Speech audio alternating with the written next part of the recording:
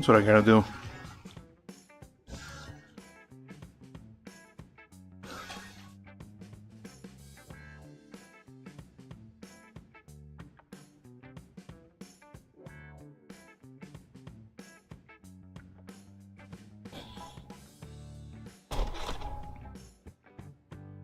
Alrighty, tidy folks.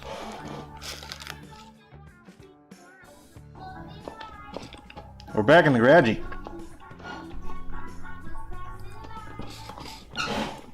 I just had a thought.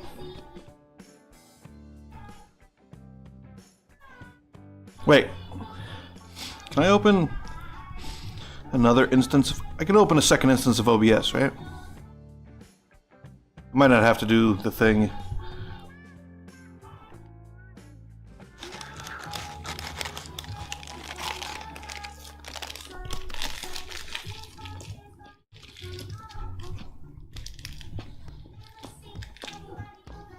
Probably do it that way.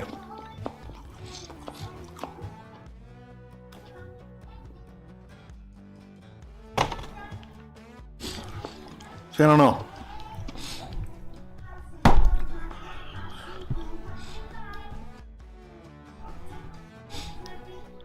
Maybe both? Maybe a third? I don't know.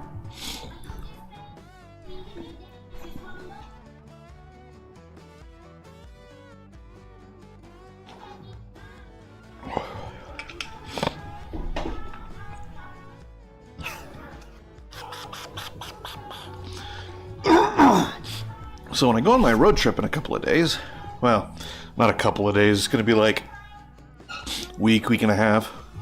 I'm going to record the whole thing out the front and the back for multiple purposes. I want to make a couple of different videos.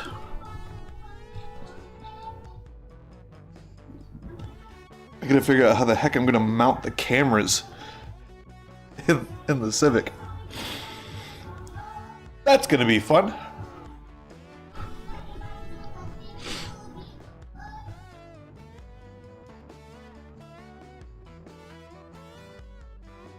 Probably a single mounting point, and then two brackets for both, one for each camera.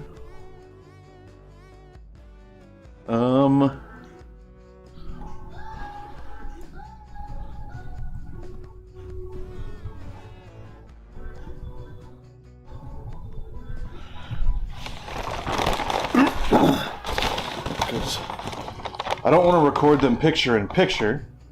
I want to record both devices full,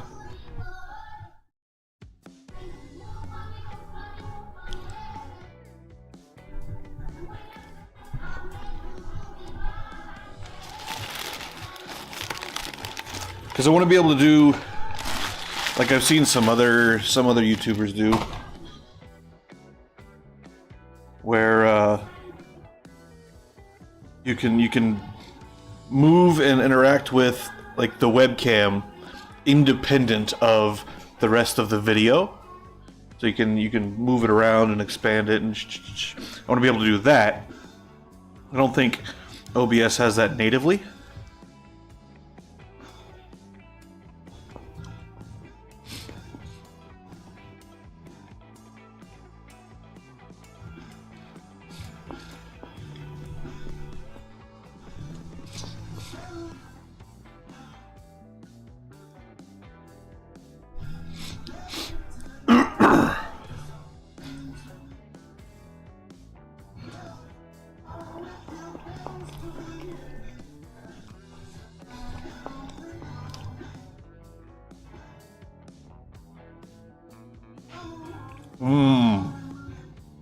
I mean, yeah, multiple encoder instances, but like the people the YouTubers that do this, they have a separate machine generally for capture. So they capture the game on the one they're playing on, but then their webcam and audio and all the rest of that stuff goes on another set of hardware.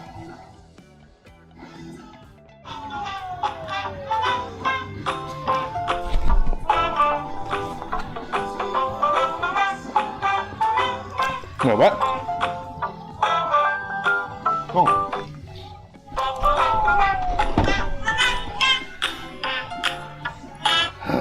Fucking scams. Really tired of it.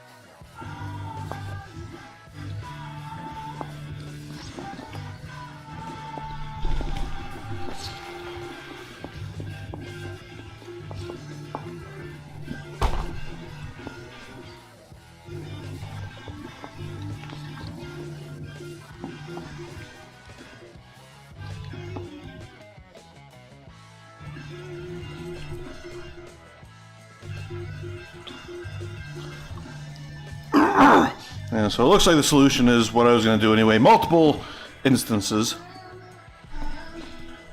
I don't know that I'm going to do...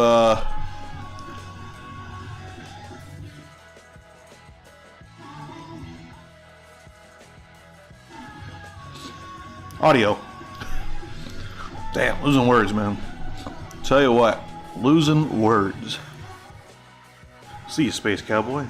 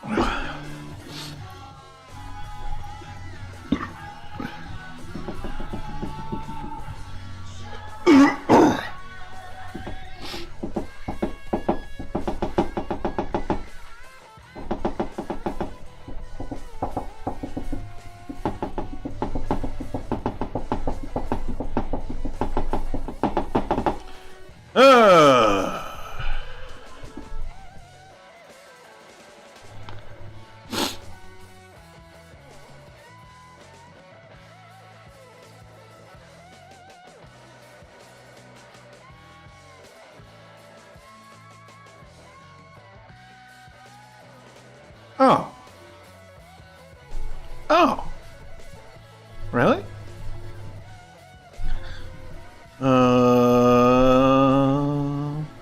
Is it... what does it say? Filter to the device.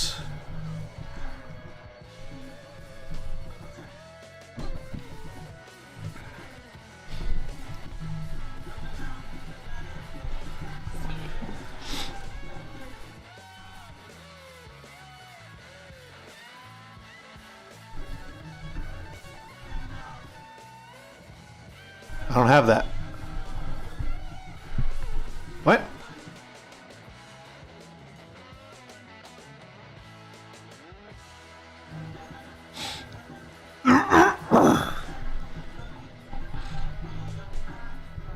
Is it in here? Filter? Nothing in there. What? What? What?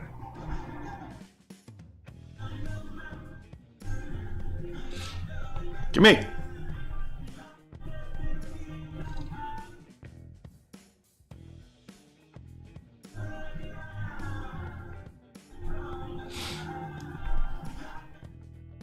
Well. Well. 21, like, should be still valid. One would think. Neighbor man.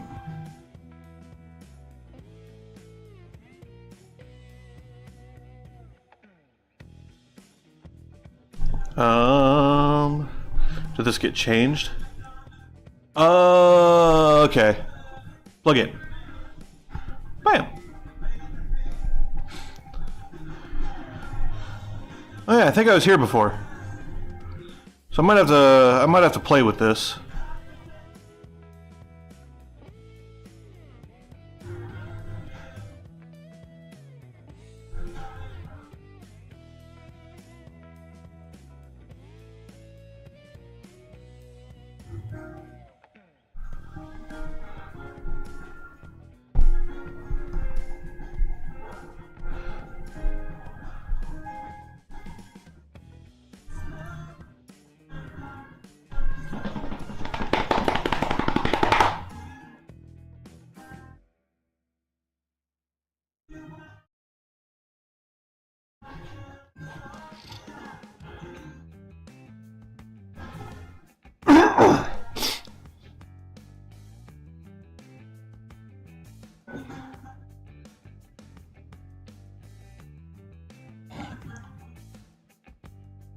So what if I come up with a mounting solution for the Canon, somehow make another laptop mount, which wouldn't be that hard, it would just take some time, but make another laptop mount. Make a laptop mount with a mount for the Canon. Okay. The webcam faces out the back window, the Canon faces out the front window, screen. And then the Logitech is a face cam.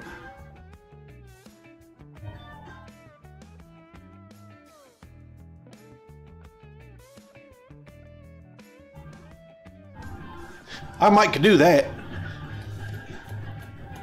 I gotta figure out how to mount the Logitech. Tape it. Once I get down to Arizona, Mr. McGee might be able to help me figure out a way to mount everything Bayer. Moshe Bayer. He's better at fabricating brain than I am. Most people are better at fabricating brain than I am. Funnily enough, it's one of those things that it's kind of one of the first instances of something that I've encountered for myself that is the kind of experience, you know, practice makes perfect type of philosophy. Maybe that's why it interests me so much, because it's not just something I try and I've picked it up and now I can do it, right? Like, it's not something that's instant. Like, every time I come up with something that I need to make that's just some custom thing, I start on it and I'm like, well, I don't know if this is going to work the way I want it to. I know it'll do something, but I don't know if this is going to work the way that I want it to. So I start it up and I'll get either all the way through it, laptop mount, or halfway through it, gigantic steel catch can that I was actually going to use. Like that giant fucker. I was going to use that. But then I thought about it more and more and more, and I was just like, it doesn't really need to be that big, and it's just going to get in my way most of the time. Like I was flip-flopping back and forth, and I eventually just came to the conclusion that I should either print something or buy something. Because the headache of sealing that freaking thing. Which, yes, I can do outside seam welds. I was trying not to do that. But it's big and it's really thick steel. And it's just going to be annoying. So, pass. Also, put it together and it's together. You can't take it apart and do anything. You can't repair, you can't modify, you can't update, you can't whatever. So it's fine. It's fine. We'll come back to this because let me throw this away real quick and I'll tell you Kitty's a little story.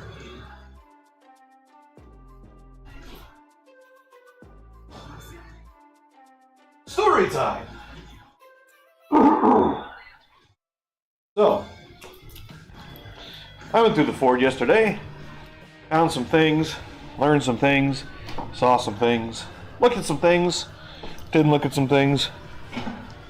I sent roommate man just a list of what I found, things I looked at, replacing the bolts, etc., etc.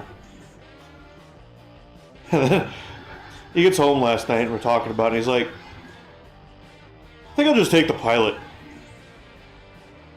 I'll leave it tomorrow so you can check it out. Also, the Chevy smells like coolant really, really bad.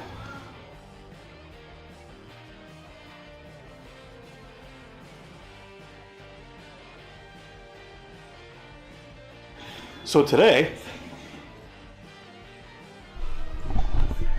stuff and way! No stuff in way. Stuff no in way. No in way.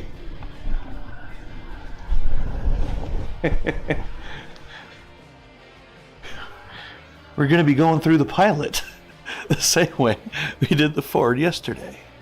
Just kind of looking it over and making sure everything's okay to drive 1,000 miles without any major issues. How many? So, why don't we do that? Cable. Come here, cable. Hi, cable. How you doing, cable? Camera. Camera, cable. Hey. None of that now. Try and get hitchhiker.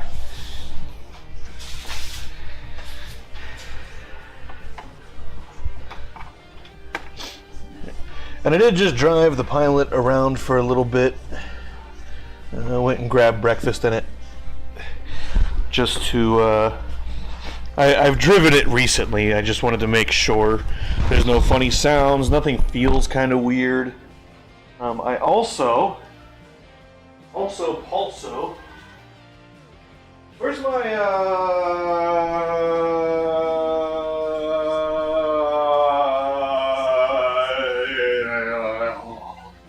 ohm meter?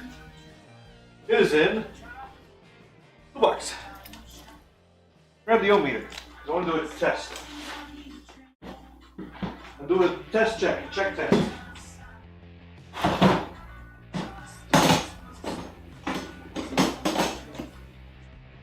want to flingle the dingle.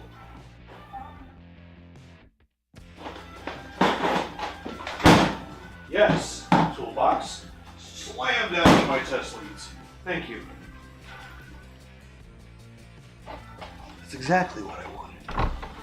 So the other day, when I went to Honda to pick up bolts for the fill bolt, the Civic transmission, I could put him back together.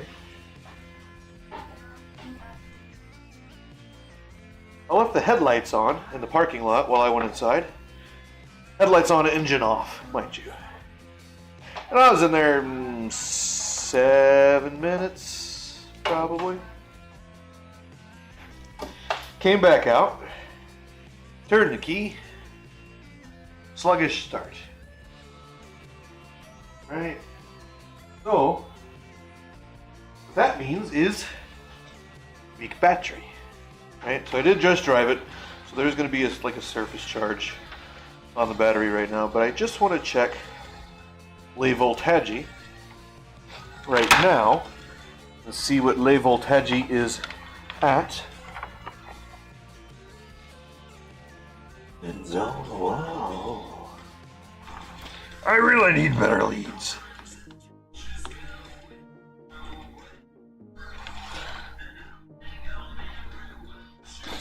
It helps if you put it on the right setting.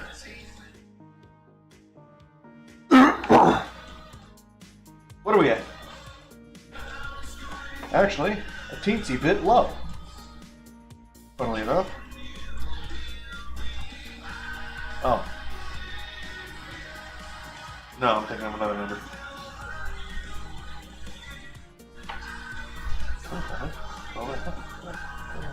Yeah, no, I'm right. A little bit low. We're at 11.9 right now. Let me start it and see what that goes to.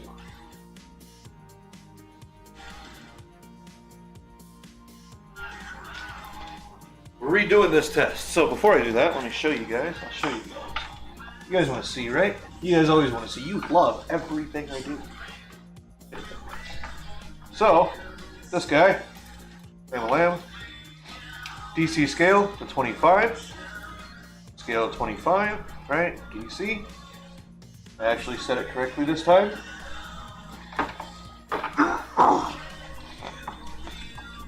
Our midpoint would be 12.5. Right? So if we take this, 1, 1.5. That's 1.1, 1.2, 1.3, 1.4, 1.5. 1, 2, oh, it's 12.9. I'm stupid. 12.9. I counted wrong. Shut up. Which means, yeah, surface charge. That's why I was like, wait a minute. I'm not looking at this right, am I? No, I wasn't. So I was right the first time when I doubted myself because my knee-jerk reaction was wrong. Which doesn't happen all that often. But it has on the rare occasion occurred. What we're going to do, see? Actually, we're not even going to use the load tester. We're not even going to do that. We're going to use the inbuilt load. So, we're going to turn on... Oh,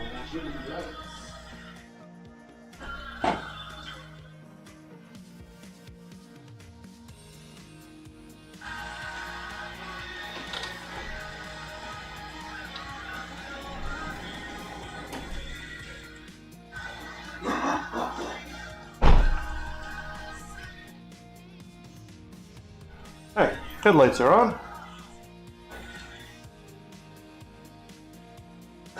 Lead, would you go in there and kind of stay? You know, into there. Alright. Now, with the headlights, I'm going to sit here and watch him for just a moment. That is 12.2, 12.15, and 12.05. I'm going to watch him for just a minute. He's not really going anywhere.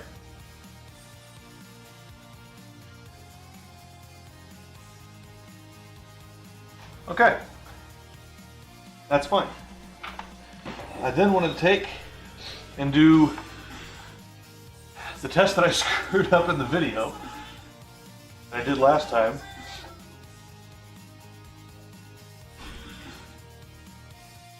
I'm going to do the AC test.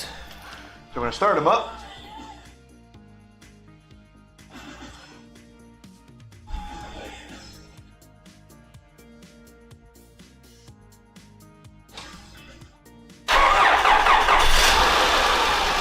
Yep. Hearing that, right? Sluggish. Little bit of a sluggish start.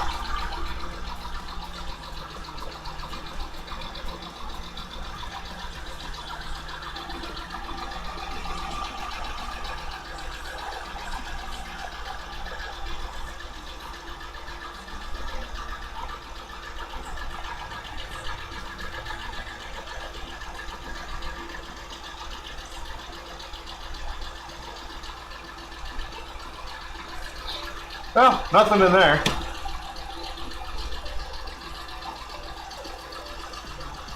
Which is very strange, because there should be something.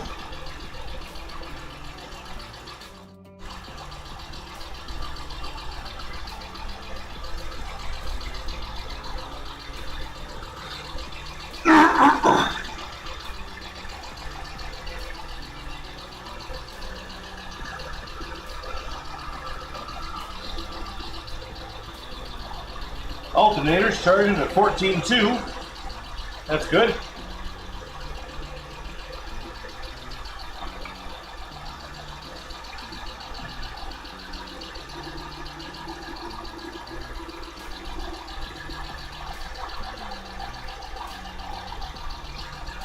It's weird that it works on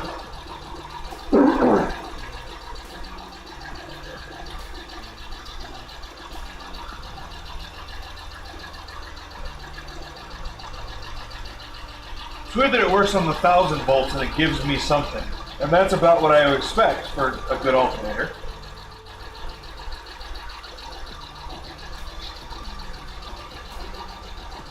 I need to look at the book again. See if I can figure out why that.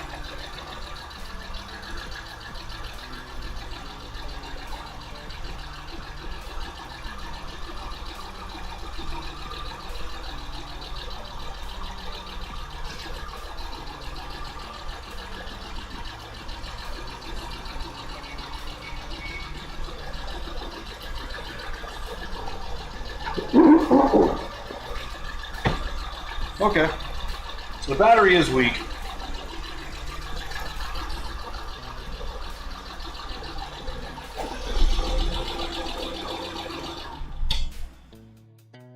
Well, we've got this other battery that we're going to slap in real quick here in a minute.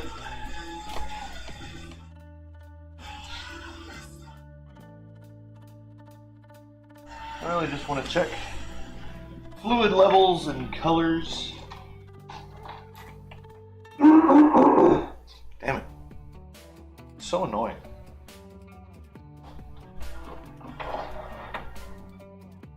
We got coolant. It looks green, which is wrong.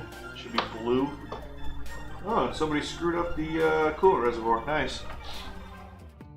The lid is all stripped out.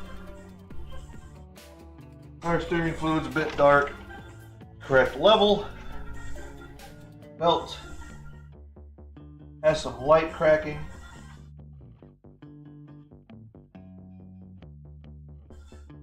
Maybe? Maybe not. Maybe that's just weird reflections. Could just be weird reflections. I don't know. The way you tell cracking is dark patches when you shine a light on it, right? The way your brain calculates that.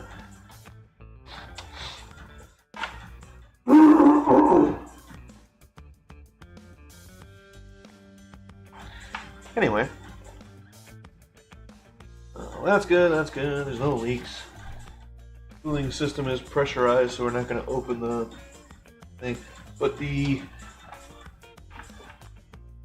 coolant is not low, but it's evaporation low, so it's a pint low from water evaporating through hoses and what have you. Nothing unusual there.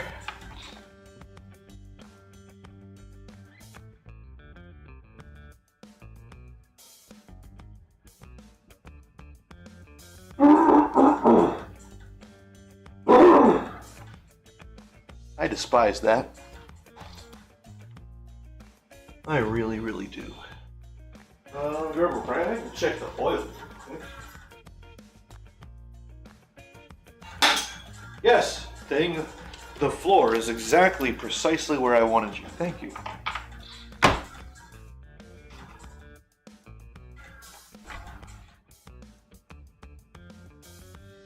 Inguine oil. Smells like inguine oil. Smells like inguine oil.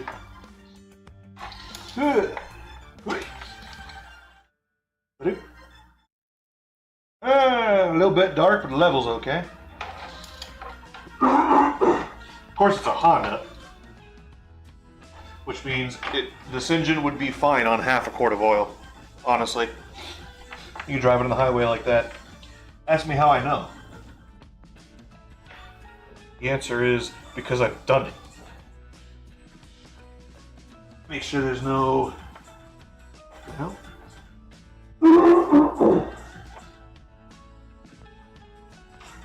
No chocolate milk on the oil cap. Good news, good news. It's always good news. The power steering pump is leaking just a smooch. Grab you guys, and I'll take you around. Come on, thank you. I don't know what the hell's wrong with this thing. Been doing that recently where it won't change brightness. Stand by.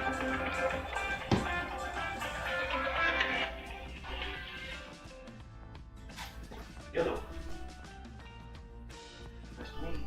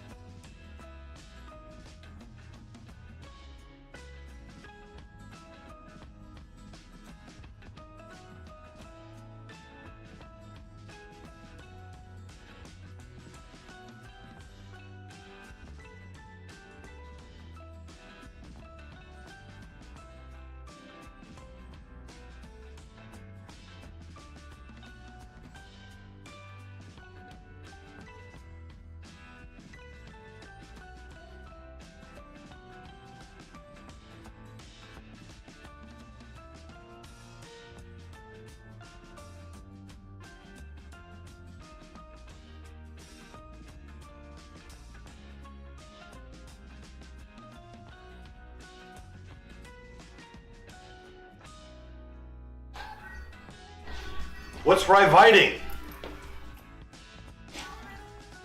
And a phone call. Slightly sensitive. Might make a video about the thing here in a day or two. Maybe. Because it's funny. Large level of saltiness. Anyway, I was talking about how my flashlight's been doing this thing. For whatever reason, every now and then I turn it on, and you can't change the brightness. But let's get back to it, shall we? So, roommate wants to take the Pilot on his 1,000-mile trip instead of the Ford that I went through yesterday. So they left the Pilot today. They're leaving. What's today? Wednesday, right? They're leaving tomorrow. They just want me to go through it and make sure stuff and things. And I've already looked. The coolant level, I don't know if the camera can see it all that well. Coolant level's okay. It's low to the point of evaporation through hoses of water. Lots of physics involved that I'm not really in the mood to go through today. Maybe sometime later. I was talking about the power steering pump. It has a leak. I believe it's the O-ring on this pressure line fitting. That's usually what tends to leak on these. It's one of those where if you're pulling it apart, you might as well just get the $15, $20 gasket set, pull the whole pump off. These are super easy to rebuild. Like you take the back 4 bolts off the plate, you take the pulley off, and the whole assembly just falls apart. It's a vane pump design, and it's just, as long as you put the vanes in the correct direction, it's fine. It's really quite difficult. There's also a displacement plate, maybe it's a guide plate that you can flip 180. You can put upside down, so you can put it 4 different directions inside there. that sits on the back side here. It directs the fluid which way to go, you know, in here and out there, in here and out there, what have you. But generally speaking, if you're just sitting down and you're doing it all in one go, the pump is super easy to rebuild on these, especially on the J series, D's, B's, F's, H's. They all sit right here on top, and taking it off is even easy. It's one bolt down there, one bolt, kind of harder to see, down there. You can pull the pulley off, or no, this one you have to pull the pulley off. I don't remember which one it is. It might be the D's. It might be my guy. No, mine bolts from the back. There's one of them that you can get to the bolt through the pulley. You don't have to pull the pulley off until it's on the bench. And the stupid congestion thing every morning is really irritating me. Can't imagine you guys like it. Oh, but checking motor mounts, EGR valve, looking for just any leaks or anything, which the coolant is at an acceptable level, an expected level, so it's fine. Engine runs fine. No point worrying about coils or anything.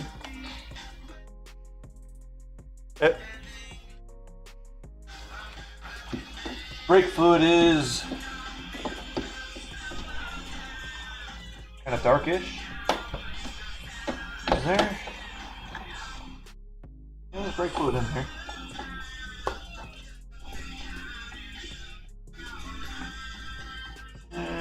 It's a little bit low, isn't it? Where's the minimum one? That means I might need to check the brakes. When your brake fluid's low, don't top it up. Ever. Figure out why it's low first. Brake fluid doesn't just go low. It's not a thing that happens. Outside of a major catastrophic failure, brake leak,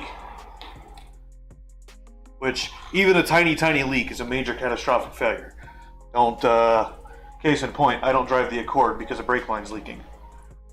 It's in storage right now until I can afford to replace that brake line. But with the battery being weak, I did test it in that video, and we saw me do some incorrect things. My apologies for that. But we have another battery. We're going to swap the battery out just so that it doesn't die in their trip down. Meme? No. I don't see no memes. What memes? Oh. Yes, he is.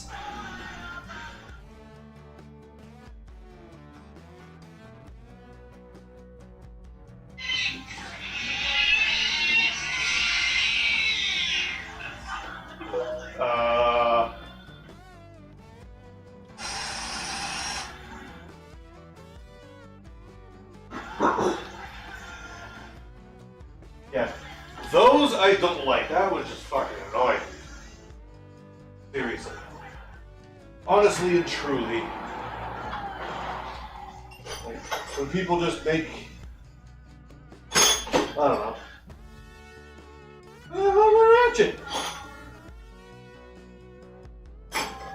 Hiding, that's where.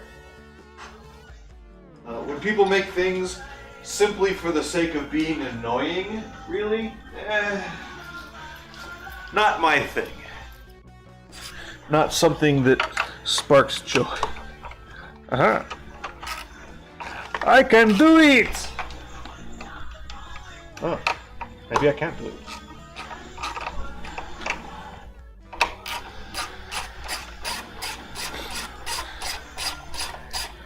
Perhaps I should taste the other battery first. Before putting it in. It was... Oh, we did charge it. Alright, let's... Kind of wish I had like a mount. I could put the camera on my head, and we could just like... You know, we could stuff and things. We could things and stuff, but we could also stuff and things. So... Let us...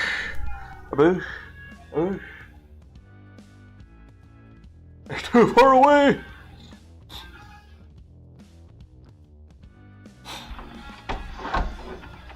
Ugh.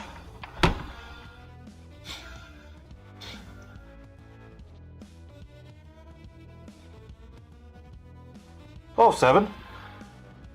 According to my voltiometer, my voltometer, my volmeter. It's a volmeter. It measures vols. Well, yeah, these tie-down rods are a bit too long, which means they might have been replaced at some point with incorrect units. Or the battery's not the correct battery. 24F. Alright, I guess I gotta grab a wrench.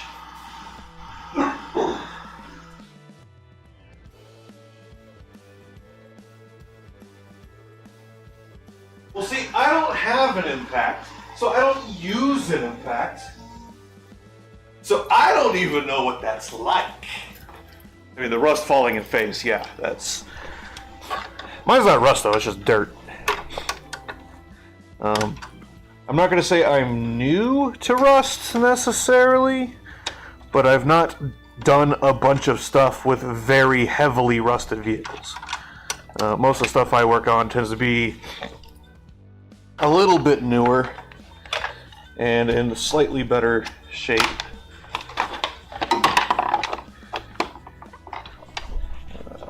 Most of the people that have, those super rusted cars, they try not to take them to mechanics because they know full well the shop's gonna be like, bro, you should not be driving this thing on roads with other humans. And honestly, I agree with that, because at some point you are making a conscious decision. Like, if you know your vehicle is that bad and that dangerous, you are making a conscious decision to potentially cause harm to other people. And that's not cool. That is not kosher. It's not good. It's not yay. It's not acceptable. Somehow, in the society we live in, our species has not reached the point where endangering others is unacceptable. We're getting there. Some people think that endangering others is unacceptable.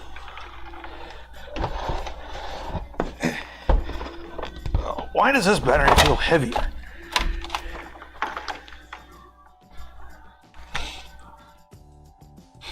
Probably because I'm stupid. When you put it in backwards, it feels heavier, right? Oy. Yeah, no, that battery's definitely heavier than that one. Good reason not to buy Duralast batteries. Lighter means less lead. Less lead means very likely less surface area, and most definitely less charge retention capability. Anybody that argues with me doesn't really understand the physics of it. The more lead you have, the more atoms you have that can store a charge. Like, that's the absolute simplest way I can put it. Charge is stored in chemical interactions. Yes. And there's a chemical interaction between the sulfuric acid solution, just like 20% sulfuric acid, 80% water.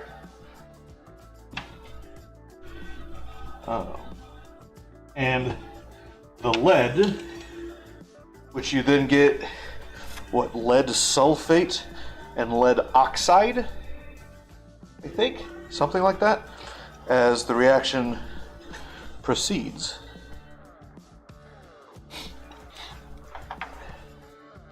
key takeaway here being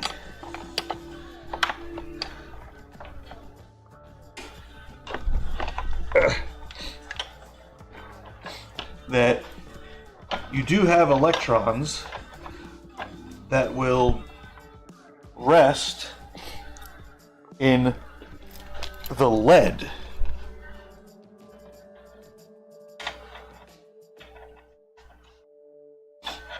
So as you create a charge, a potential difference, what the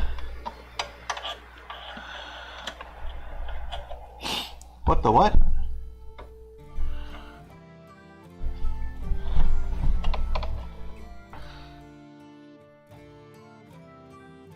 Oh. Was that thing on backwards this whole time? Ugh.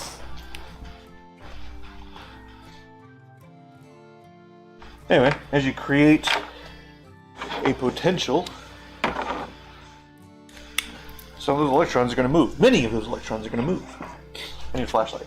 Flashlight! Meaning, if you have simply more mass that has an ability to store a charge, the possibility of storing more charge is greater, obviously.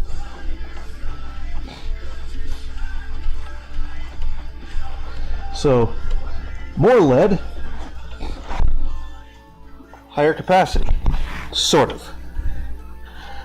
Capacity, like charge capacity, is driven more by the surface area, which also largely drives current capabilities, current handling capabilities.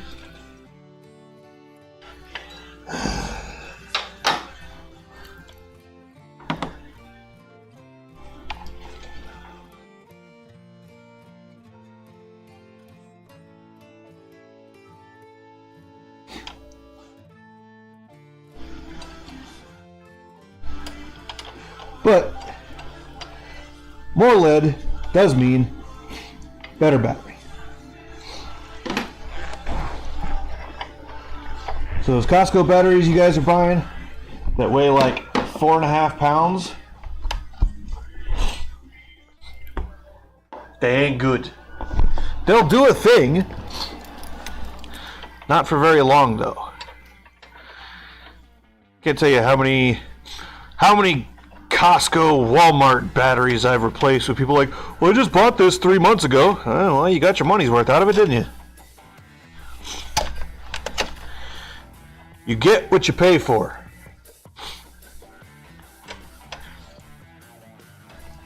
You pay for less lead, you get less battery.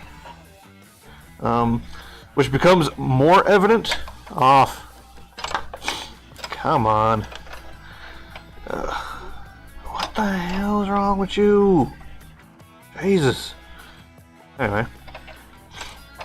What they're effectively doing with those batteries, funnily enough, is they're building large power sport batteries. Why do you keep doing that? Quit it. Yeah, I think these J-hooks were replaced previously, because this is like, why the hell is this thing so long?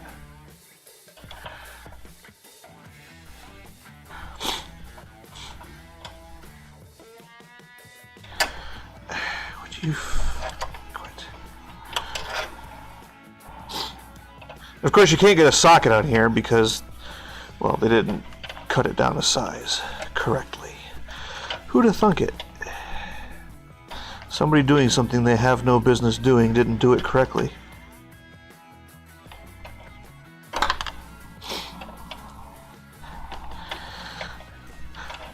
I begin to understand why Michigan has state legislature that says to work on any automobile, you must be certified, ASE certified, to work on automobiles. And if you're certified in brakes, you can't work on engines.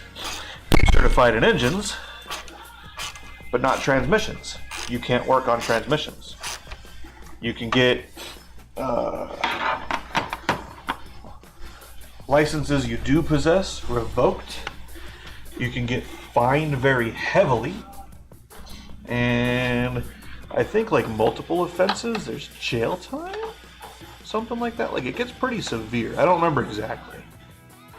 And I used to think it was dumb.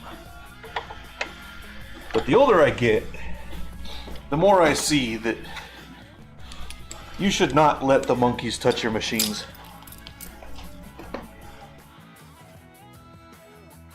I don't know if you can tell, but I'm kind of salty today. Not in a super great mood. For whatever reason. Well, I know the reason. It's not a reason I'm publicizing today. Yeah, I've seen that one. Gotta make sure you get all that oil out of there. Yeah.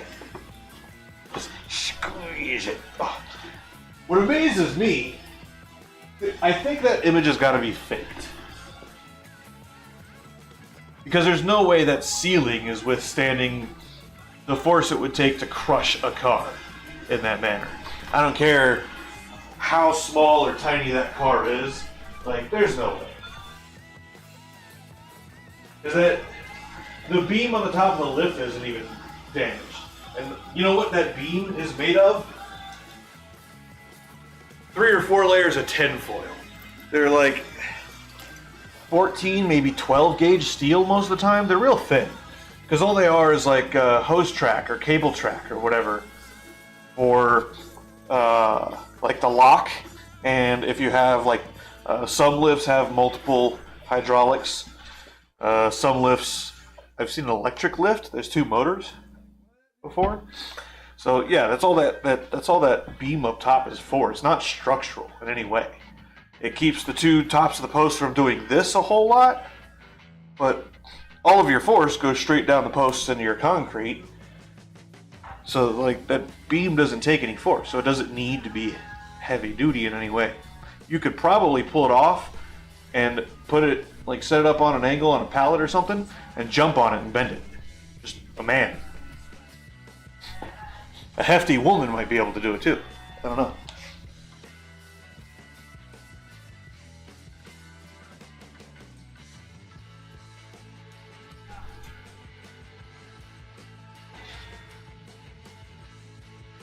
Is that the juke? Looks like a juke. Which, yeah, I totally agree. Screw the juke. So the juke was a perfectly fine vehicle for the JDM. Okay? You have to add that qualifier on the end of the sentence. The juke was a perfectly fine vehicle for the JDM. The Kia Soul is a perfectly fine vehicle for the KDM. Korean domestic market, Japanese domestic market. Those vehicles do not do well. Like, there's certain types of vehicles that simply do not do well in the USDM. There's some vehicles that don't do well in the EUDM. Or the EDM, I guess. European domestic market. Some vehicles that just don't do good in those markets. The Soul and the Juke and things of that nature, they do good in Korea and Japan, even in China. Because, well, let's face it, Asians are strange creatures. Not meant to be taken as derogatory by any means. We like strange around here. Strange is good. Queer is amazing. Queer here, obviously, meaning its definition, strange. Strange is good, but strange is different. Okay? And different isn't always better. Just being different inherently does not necessarily make something better. Right? So it's like they should have been able to guess, like, societies and cultures, they don't shift, they don't change that drastically that quickly. Right? So the Subaru Brat, awesome car, like amazing piece of machinery. Pain in the ass to work on. Didn't do well. Didn't sell well in the USDM. They sold some, but not nearly what they could or would or did. I haven't checked the numbers, so I don't know. But probably far better in the Japanese and Asian markets than in the American market. I imagine the Subaru Brat actually sold quite a bit better in Australia than it did in the US, simply because it's a ute. And Australians are all about the ute. Like, huge ute community in Australia. The US, not as much. There's some people that like them, but some does not an industry make, right? It takes large numbers to make that work. And would I like to have a 92 to 95 Honda Civic 5-speed all-wheel drive stock? Ooh, yes. Absolutely, that would be amazing. Did they sell in the US? Not at all. If you wanted one, you had to import it. You had to bring it in from Japan. And then you got to go through all the crazy import fees and the insane US DOT safety freaking inspections, which is funny. Because if it's coming from Japan, I can guarantee it's safer and will output better emissions. Their standards will be higher than the U.S. Some of that is due to requirements for their fuels that they have because of, emissions requirements and what have you.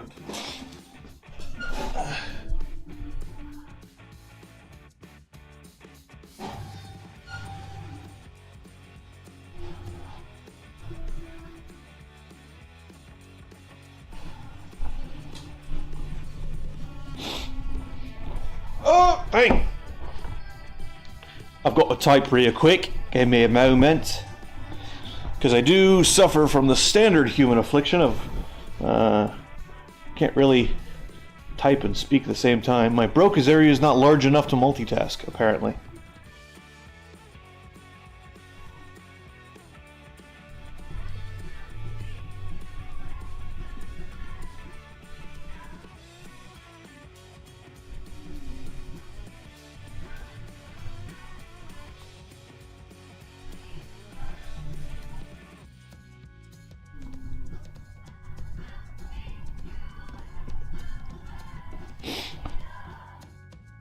Oh, so buttons on your pants. I always interrupt people when people around me say "so." I always say buttons on your pants. Whenever people, the better one is when people do the so. I say it a bunch, and nobody ever makes the joke. Somebody's made the joke like once, but if someone says, "Okay, so," cheese. This is the stuff everybody comes to see. Stupid jokes and just staring at my fat butt, talking about nonsense. That's what you're here for, right?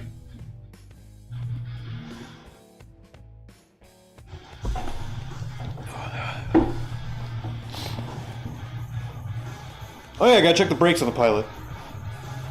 There goes me getting distracted again.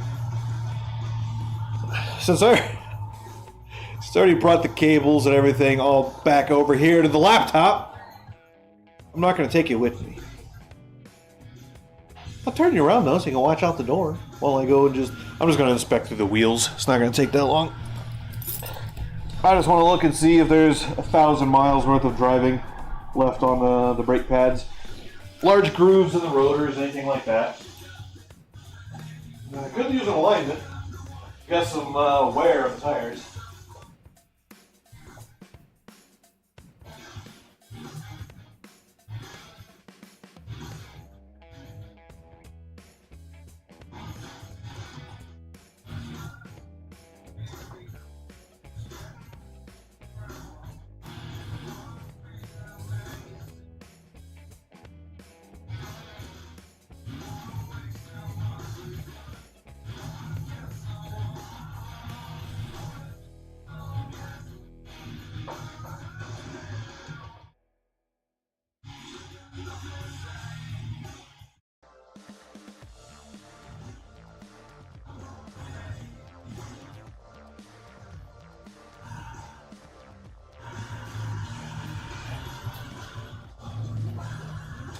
.50% rears, 85% fronts. Although the fronts do look like cheapy brake pads. But we do have, in a bin, in a box, in a pile, in a stack somewhere. Okay, Vice, you have annoyed me for the last time. You are moving.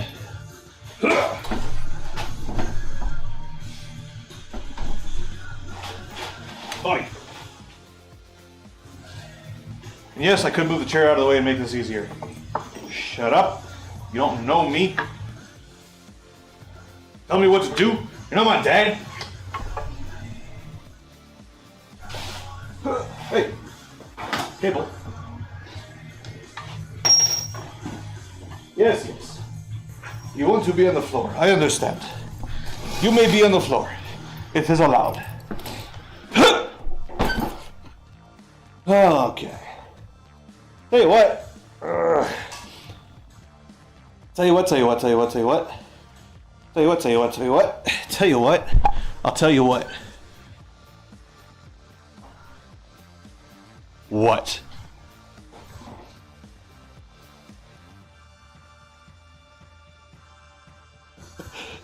I told you what.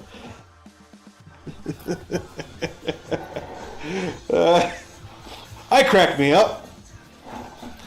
I think I am hysterical.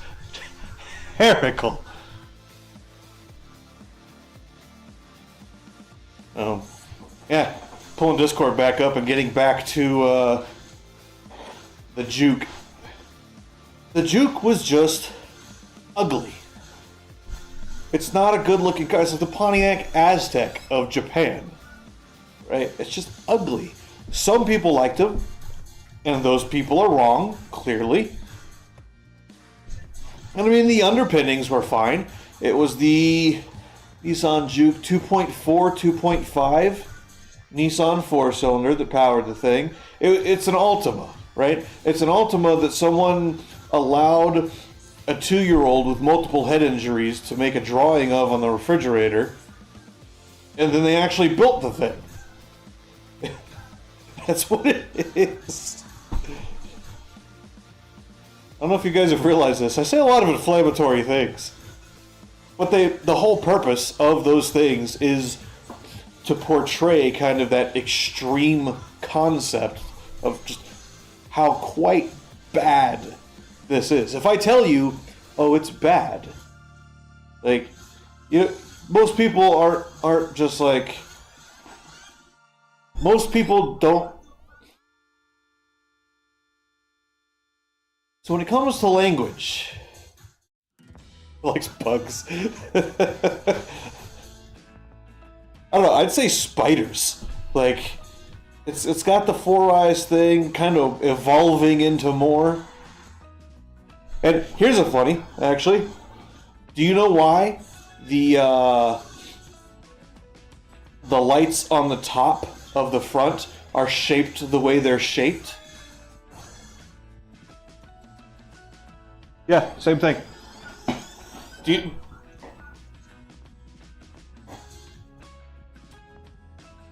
I just heard a phone ring.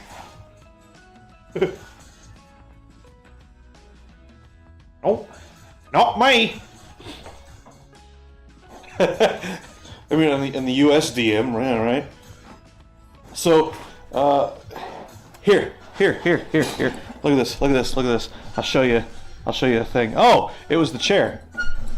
It just, instead of making a squeak, it was multiple squeaks, and it sounded like a ring. I was like, what the I don't have a ringer like that. Alright, so, to put on the browser, hey, the browser. Okay, so the Nissan Juke has headlight, actually, okay, so first we're going to show you this guy. Okay, you can see kind of the big buggy eyes right there, right? Okay. Let's see if we can find... So when they first made the Nissan Leaf, they didn't have that. Maybe it was this one? Like the first generation? No, those are kind of big buggy eyes. It's a freaking trackpad, man. Super annoying.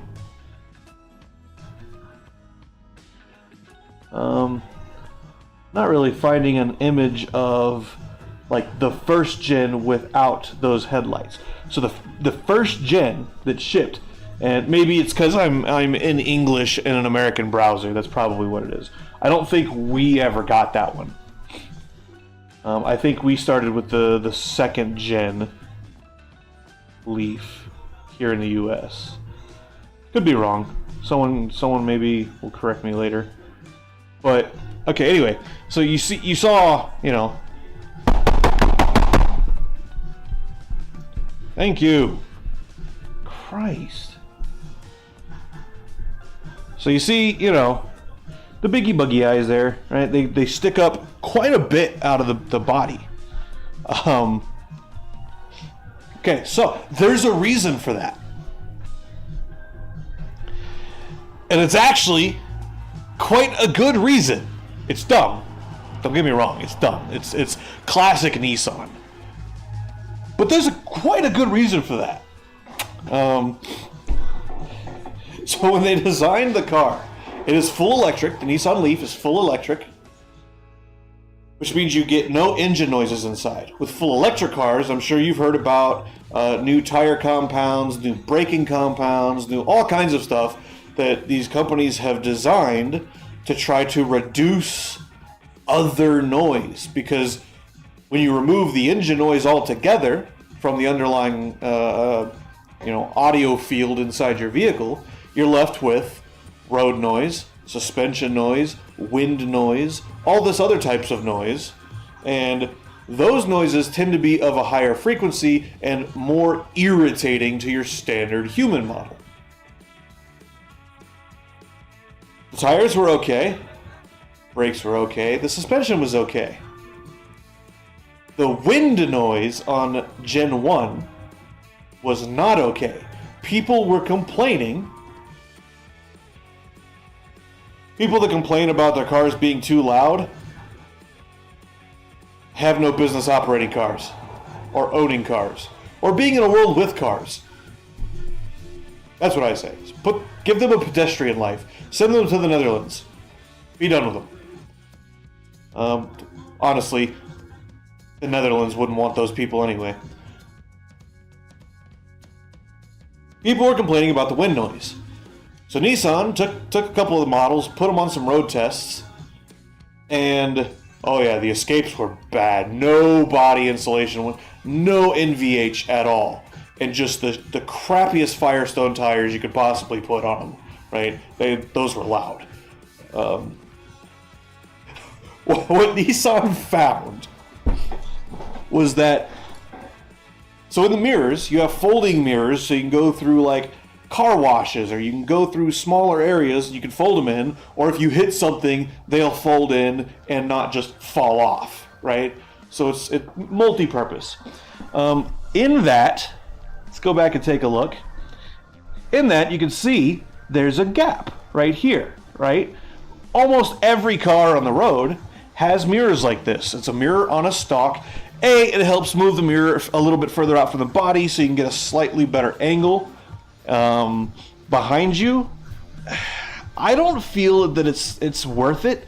It's necessary, honestly. I'm sure you've seen the Civic. I've got the cheap Chinese knockoffs with spoon mirrors where the housing just mounts straight to the body. There's no gap in there because that gap creates noise. It's an area where the back of the mirror and then the body are kind of like this. So it funnels air in, which means air's coming in and accelerating. That acceleration causes vibrations in the mirror, in the door, in wherever, and makes noise. And it's usually kind of like a whistling noise. Like you've heard wind noise, right? Like old seal on a door or an old Chevy and you're driving down the highway more than 14 miles an hour. Those kind of the metal stock mirrors like my roommate's truck has. They make a noise. Generally, other things in a car are louder than that, right? So what Nissan found was, this wind noise in between the mirror and the body is what people are complaining about. So how do we fix it? What can we do? How can we fix it and not like have to redesign an entire car and replace entire cars or tell people they're SOL? Like, how do we come up with a solution for the existing units? And what they came up with was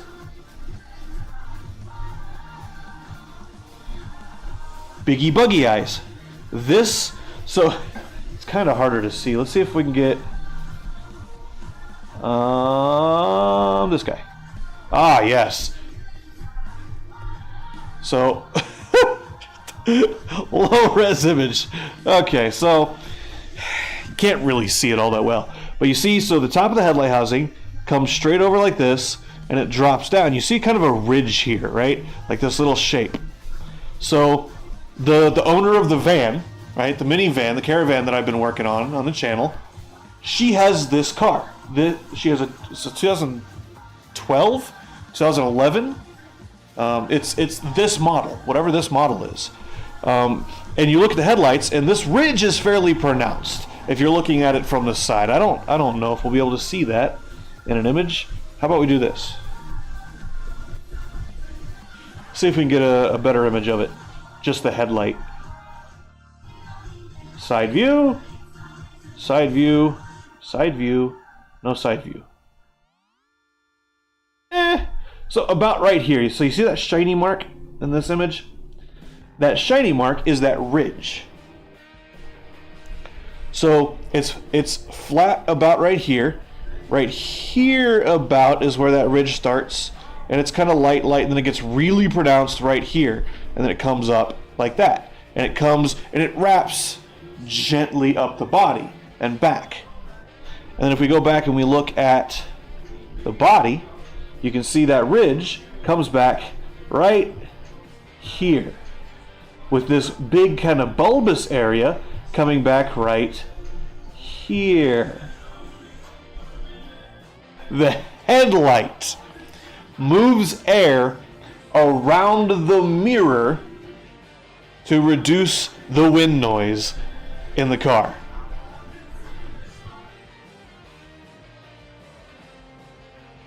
Because old people were complaining about it. Oh, my car is too loud. I can't hear myself sleeping. Literally, that's why that headlight exists like that. I remember seeing the press release about that, where they're like, Nissan re-released the headlight housing, a TSB, blah, blah, blah, update, take it down to the dealership and get it replaced. And they showed an image of it. And you're just like, Why? You really think that 2 dB of wind noise is worth looking at that every day in your driveway? You gotta keep in mind, though, these are people that, to them, a car is a machine that simply moves them from a point to a other point. Like, that is all these things are to them. They don't see them for the glorious, sometimes glorious pieces of engineering that they are. I mean, even, honestly, at the end of the day, even shitty cars are kind of amazing feats of engineering when you think about it, right? You look at the things that we as a species have done, have accomplished, have developed, and while we're not the smartest species, by any means, we have done some nifty things. I think most modes of transportation fall in that category of just pretty nifty things, right?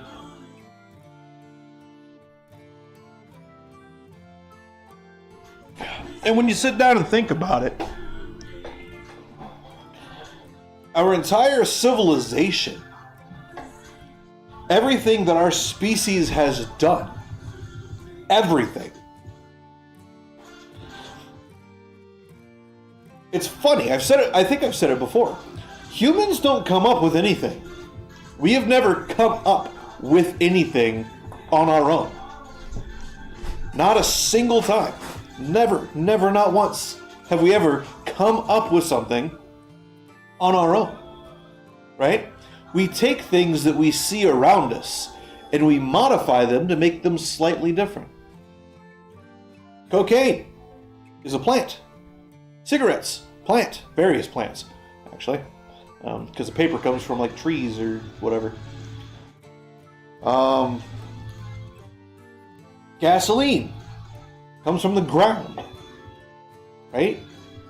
You take it, you heat up crude, and it separates out into various different constituent hydrocarbons based on molecular mass density. And then you do some filtering and a little bit of literally little, like, we don't do that much to it to get gasoline from crude. We don't. For the longest time, our species used whale oil as a fuel, right? Cars. How did we get cars? Well, some guys were tired of carrying crap on their shoulders and figured there's got to be a better way. And they saw a large cat dragging its prey across the ground back to its cave. And they're like, we could do that, but a little bit better. They made a little sled. Make some rope out of tree bark, or reeds, which is pretty strong, mind you. And you drag it across the ground, and it's actually easier. It takes less energy, tiny bit less energy, than carrying it directly on your shoulders, right? Because you're not exerting the energy to have the thing above the ground against gravity and to move it laterally across the planet. You're just doing that lateral force. And yes, you have some friction, but the friction, if you build it out of the right type of material, animal skin or something, is less force requirement than fighting gravity. And they were like, well, this is also kind of hard. Can we do this a little bit better? And so they saw a log rolling down a hill. They're like, well, it doesn't stop on its own. It just keeps going and going and going. So what if we put something on a log? And then log. They put some stuff on some sticks and they pulled it and it was like, wow, that's really easy. Okay, how do we modify that? How can we make this better? The wheel, right? Which I always laugh at portrayals of, cavemen discovering the wheel. Pre-written history humans. Because they're always doing it in stone for whatever reason. I'm like, no. They would have taken a log that was mostly round and chopped a thin kind of section out of it with some hand tools. And then, like, it would have been wood. It would have been wood. Wood. But cell phones. When was the transistor invented? Early 1900s. Everyone's like, oh, 1970s. No. It wasn't invented in the 1970s. The 1970s is where manufacturing got to the point where we could afford to make the damn things. Because if you looked at... I don't remember numbers off the top of my head, but I once saw an article, or maybe it was a video talking about what it would have cost to build a transistor for mass production at the time of its invention. And the things were the size of cows. I mean, it was a workbench. It took a workbench to make this thing, to make the prototype. So you could say it's the size of a cow without stretching the truth too much. And it would have cost, I think in today's money, each one would have been the equivalent of like 10 grand. It's like, what? Transistors have existed since like the early 19...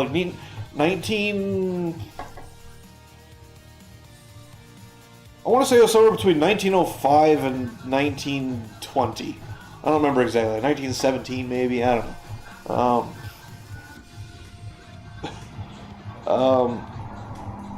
Or maybe the transistor was first. LEDs have existed since about that same time too. Late 1800s, early 1900s. Something that you could effectively call an LED had been prototyped, possibly patented? Don't quote me on that one. But possibly patented in the early 1900s, right? I was like, oh, the LEDs, this new thing. It's not new at all. We've had it for 100 years. It's just in the last like 20 years or so, it's gotten to the point where we could justify the manufacturing of it, right? Because there's enough things that will use the device that you could make a manufacturing plant dedicated to that device and make enough of them at once that is cheap enough to warrant building a whole facility, coming up with all new technologies, etc., etc. Excuse me. McDonald's. Yeah.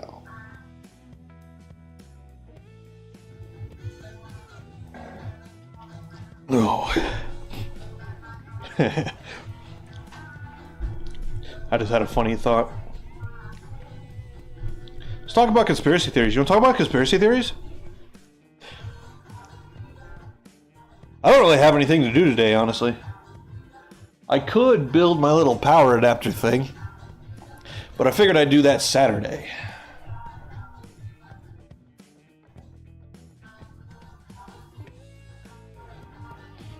I don't know. Can you hear Eiffel 65 in the background there?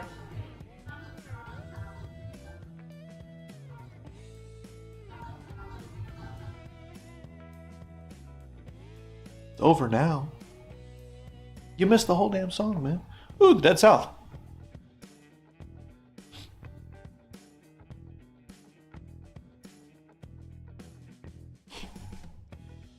I mean, also going back to the Nissan and the wind noise, the Juke's headlights are the same reason. They're shaped that way for the same reason, to channel air around the various body bits. Kind of have to go to the bathroom. I don't know. I guess I could go switch the stream to the desktop.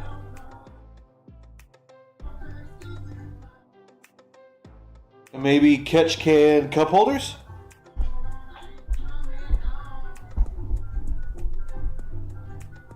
Should I do that? Catch can cup holders? Mail lady! Be right back. Be right back. Nothing? Oh! No mail for us! No mail for us! Oh! Okay, well, I guess I'll have to stand up anyway.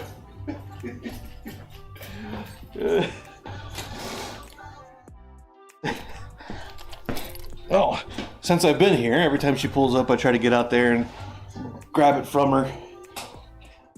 Mostly packages, just so she doesn't have to get out of the truck and walk over. Make her day a little tiny bit easier. So that's just the kind of nice guy that I am. But yeah, I can't think of anything else out here that I really need to do right now. I'll pack stuff up next week after my roommates get back, so Monday, Tuesday for the trip.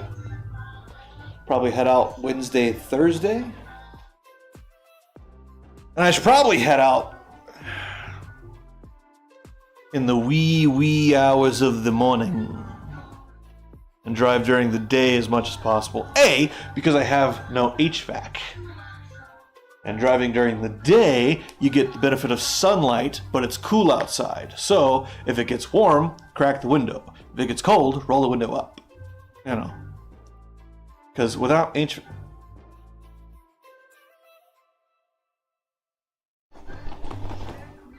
There's a couple of junkyards in Tucson. That tend to have 80s, 90s cars.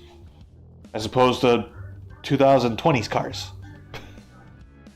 Because it's salt. The stuff that goes to the junkyard that's that age doesn't really have that much useful stuff on it anyway. So they don't tend to last very long at the junkyard. They go in, they're there for a few weeks, and they drag them out and haul them off to scrap, right? So Arizona, on the other hand, if the junkyard hadn't been taken over by tyrants, I would have purchased. They had 3. So sad. I don't know why you would send them to the junkyard. It had 3 70s CVCCs. It was like a 274s and a 72 or something like that. And it's like, were they the greatest cars to ever exist? No, obviously, no. But the CVCC is a piece of history, man. It's the precursor to the Civic, one of arguably the greatest mod cars to have ever existed. Right? What other vehicle, honestly, has lasted as long in the modding community or has been as popular in the modding / racing communities for taking a stock car and turning it into something different as the Honda Civic? What do you have? You have the Chevy, anything that got the Chevy 350, right? But that's less about the car and more about the engine trans, right? The Civic was wanted because it was a Civic, not because of its engine. People rip the engine out and swap something else into it. People want the body, they want the wire harness, they want the engine control units. They're still fairly popular today. They're still expensive. I mean, I say expensive, $140. It's like, the end of the day, it's not really crazy expensive, but for a 20-year-old car, for a 20-year-old computer, that's expensive. Like $40. Take an ECU for $40. But people still offer chipping services for these freaking things, even to this day. Like, it's crazy. I would dare say, I would make the claim that the 92 to 95 Honda Civic in particular Okay, so you could make the argument that the 87 to 04s kind of fit in that argument. I would narrow that down even further to the one generation, the fifth gens, the 92 to 95, and technically they're not fifth gens because the CVCC was not a Civic. The Civic came out in the 80s, late 70s. Was the second thing a Civic? I don't know. I do know. I have to go potty, actually. So, stay right there. Where's my... Not that one. This one. Stay right there. I'll be right back. I gotta go to the bathroom.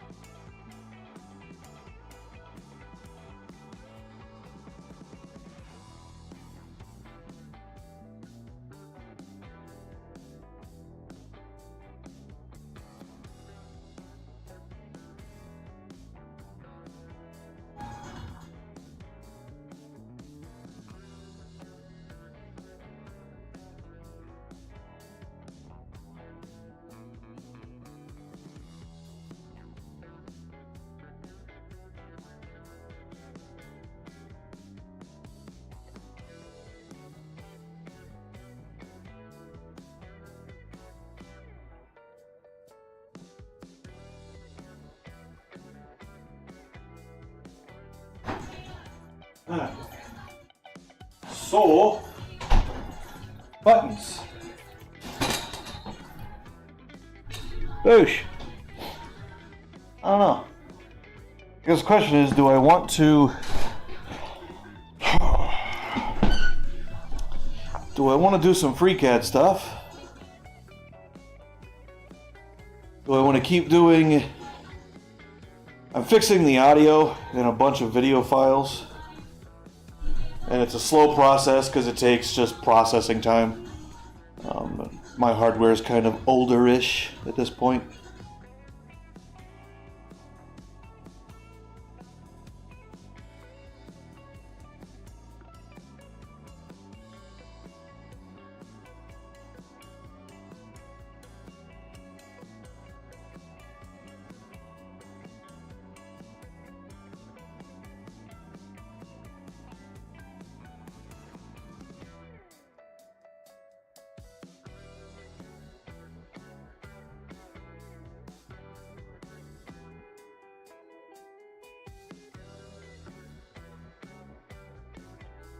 Go to storage and grab the transmission.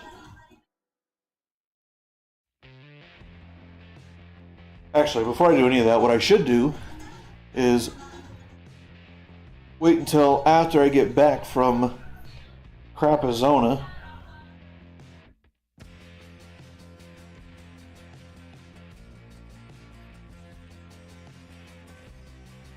What I think I'll do is I'll go to the junkyard in Arizona and I'll get find some Civics, get a bunch of bolts. I need a bunch of bolts.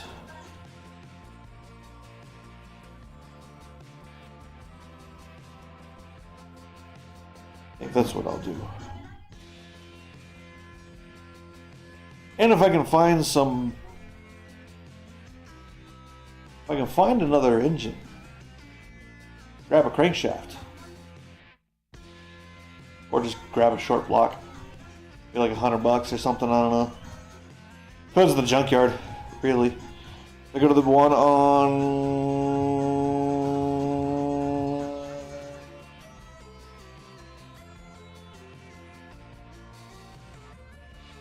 How's that road? Camino de la Tierra?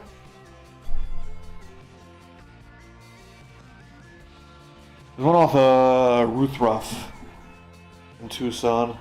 Kind of like the far end of Tucson, the west end of Tucson, closer to Marana. They usually have a bunch of older stuff. They don't move their stuff out all that often either. So stuff will sit in that junkyard for quite a while. But every time I go in there, there's always something that I want and or need. I might be able to convince my buddy as partial payment to take me up there and buy me some stuff. Maybe he'll even tell me I'm pretty while we're at it.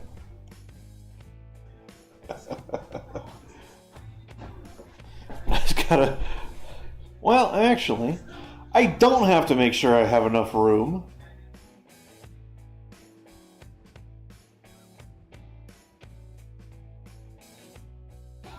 My network's doing funny things. OBS is it's not my network, it's OBS. OBS, would you quit? Am I coming and going? Am I like weird bitrate issues?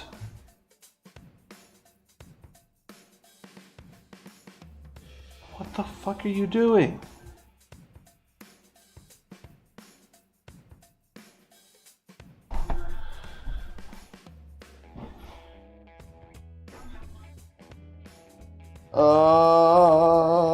Not that one. This one. Not that one. This one.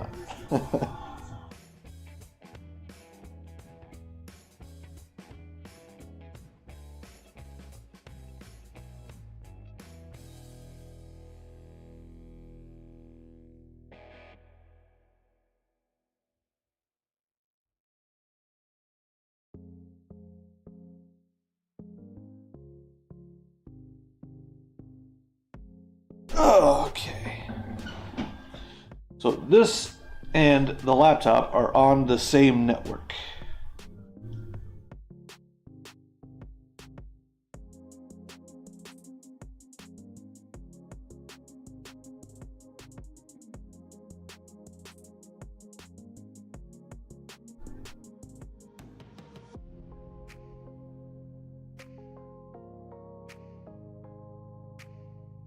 So yeah, it's the network. My network's almost as unreliable as fucking Heiss's is.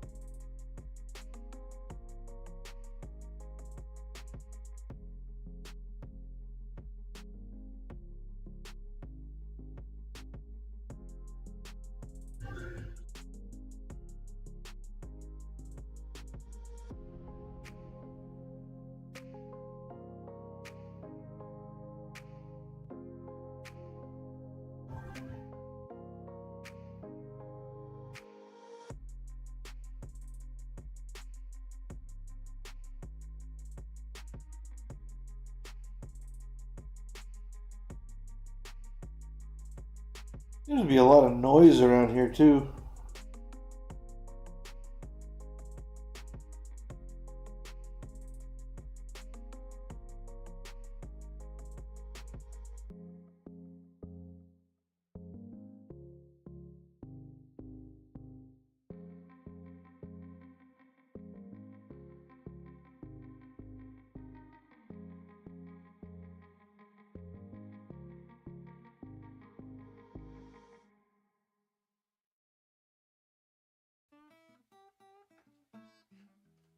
I'm gonna have to call Xfinity and tell them that they suck. This is ridiculous.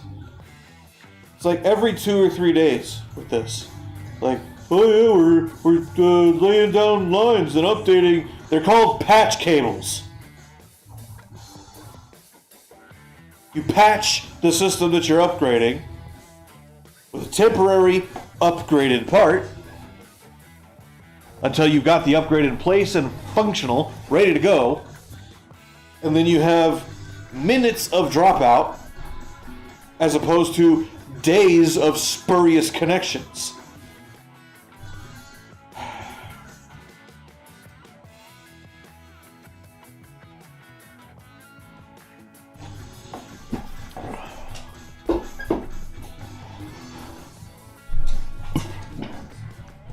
Tell you what. Do it in stream.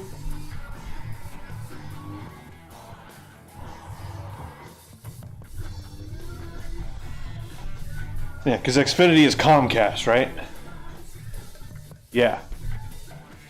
Heiss's network, his ISP, is Comcast.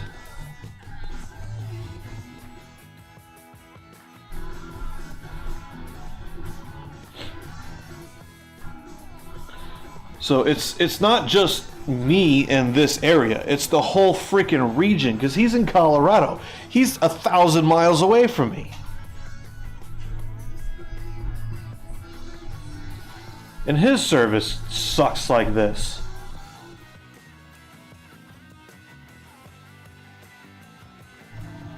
There's no support button on the main page. Really?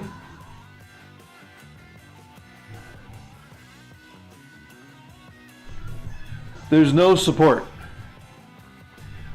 Wow. Wow, Comcast. Just wow.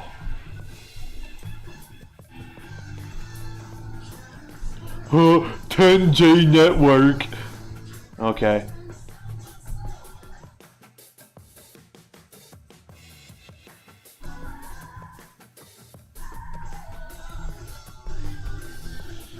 Okay.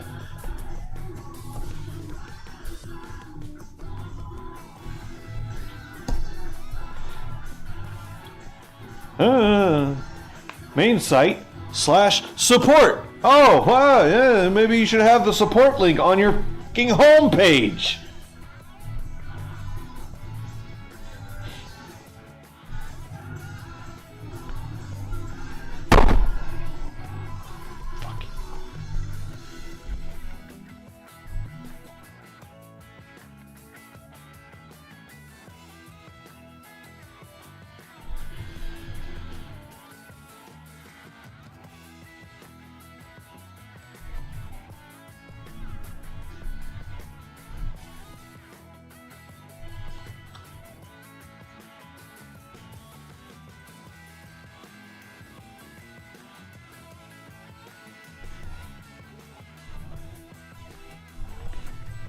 And it's just page after page of just, oh, you could try it. Have you tried this? Have you tried this?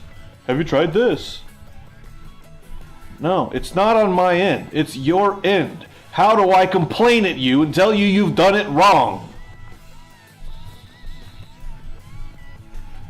And this is a new thing companies are doing where there's no way to contact them and tell them that what they're doing is wrong. And they're the only option. And they know they're the only option. Luis Rossmann has one or more videos on exactly this. So,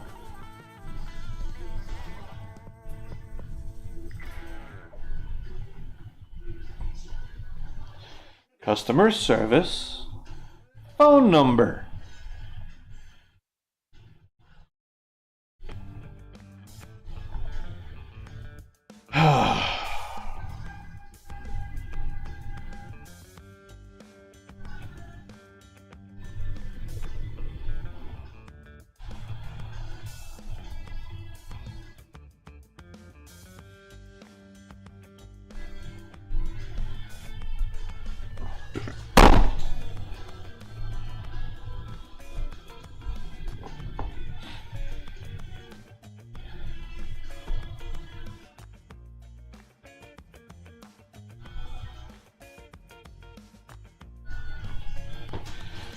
Takes you back to the same damn page.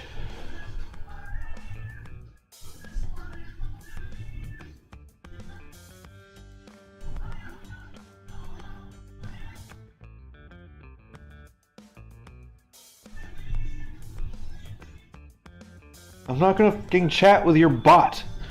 Give me a damn human.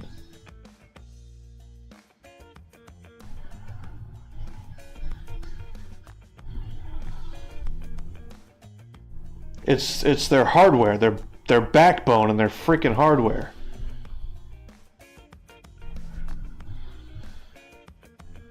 Yeah, Goose Fraba, right? Yeah. This is. I feel like we're reaching a point in various societies around the planet with exactly this kind of problem, where talking about it calmly and asking people to do better and to be better simply isn't working. And I feel like the response to the abuse that we as consumers, we as citizens receive regularly from large companies, from governments, from what have you, the response of asking nicely isn't working. And something else will have to be done at some point. Don't know what. I do know what, but it's not something I'm going to say in a stream.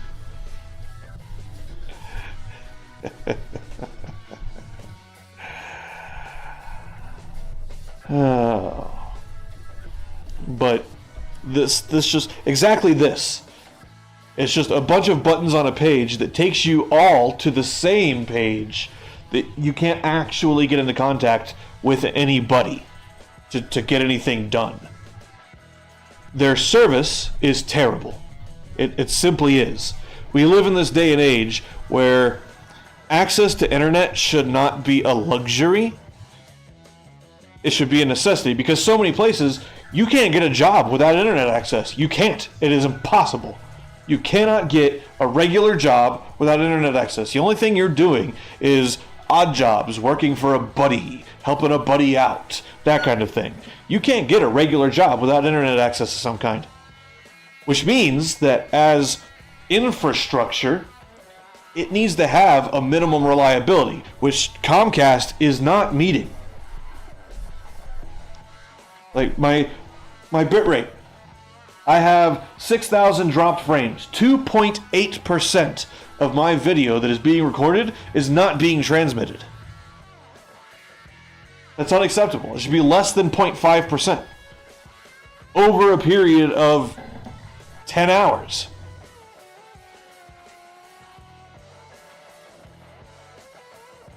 It should be less than 0.5% over a period of 5 minutes. Well, this is ridiculous. I can watch it. It's just... It's the same problem Heist has. I know it is.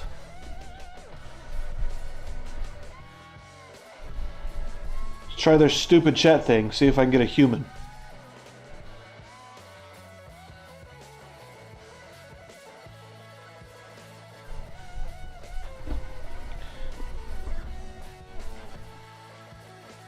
Takes you back to that same page.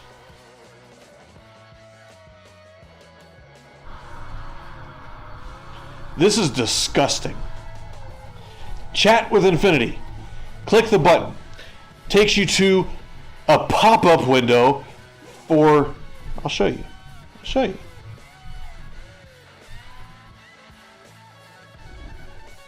Okay?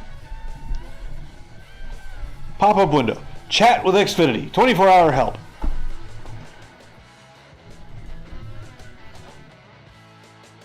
Now it's... Literally, the window I just closed was this page, but in a small window. So, AI. Give me a human.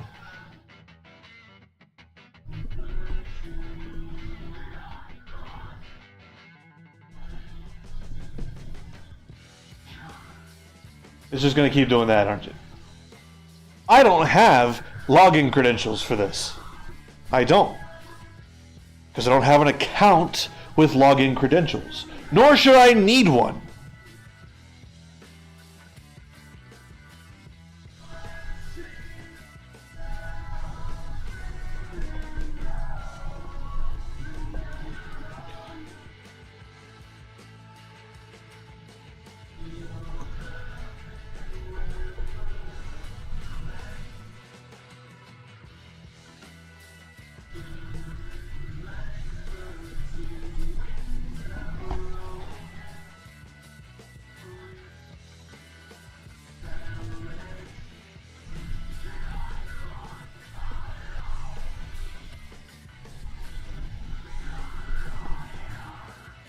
Can you abuse the VI?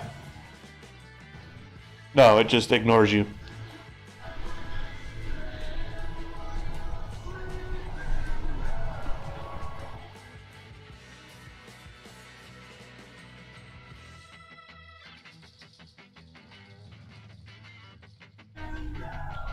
Yeah.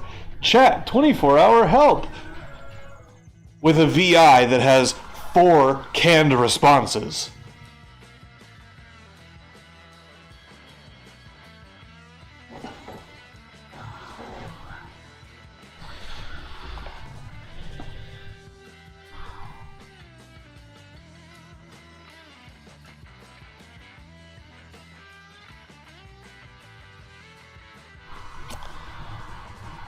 Let's call the local store, shall we?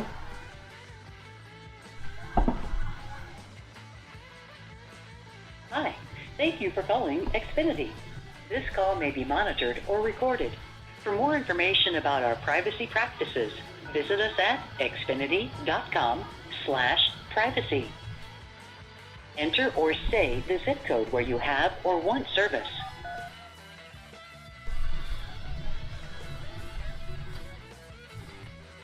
I have the numbers of your street address as 293. Is this the account you're calling about?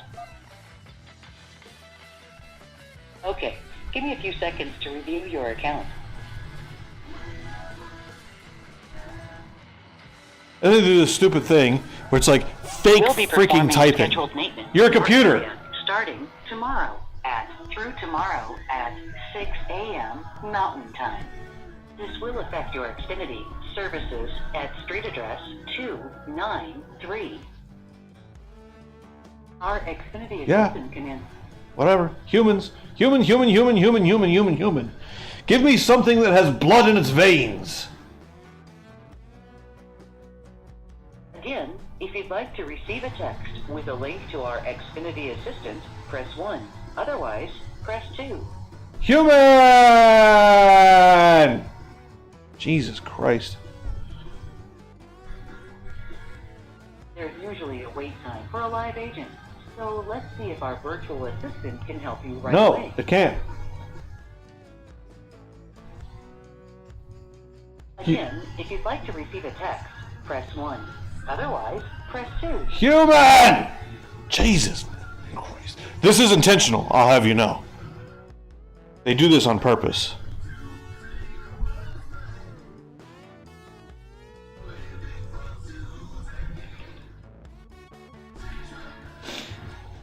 Typing sounds again.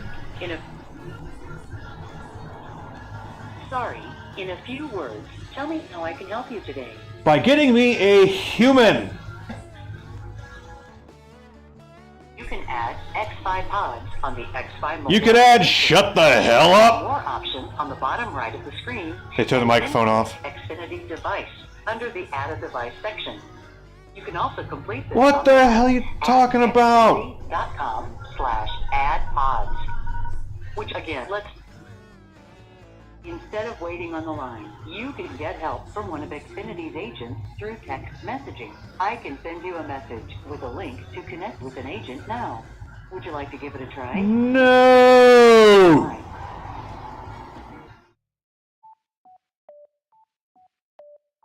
Sorry, would you like to address your issue via text now? Just say yes or no. No! See if yelling at it works. Again, Which it would you won't. like to address your issue No, via no, no, no, no, no, no, no, no, no, no, no, no, no, no, no. Is it a timber problem?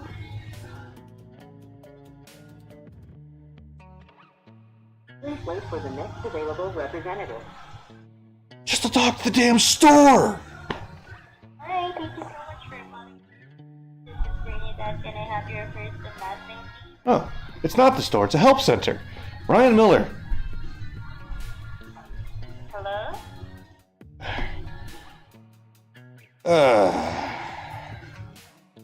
Ryan Miller.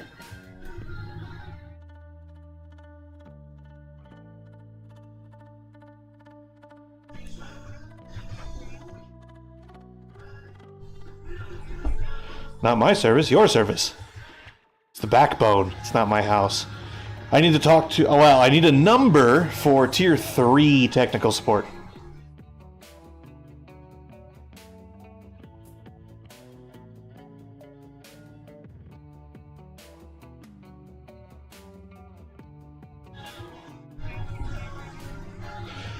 (293) West 200 North, Providence.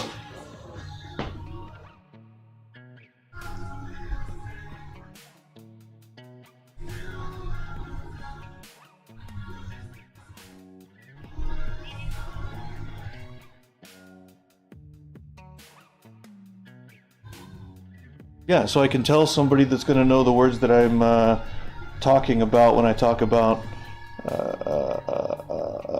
the physics side of things and how all this stuff works, what the problem with their hardware is. I need an engineer is what I need. I need an engineer.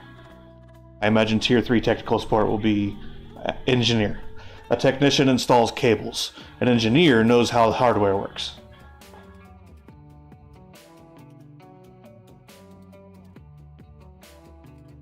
It comes and goes.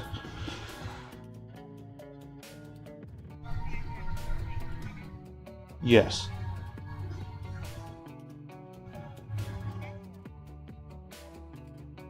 About a year.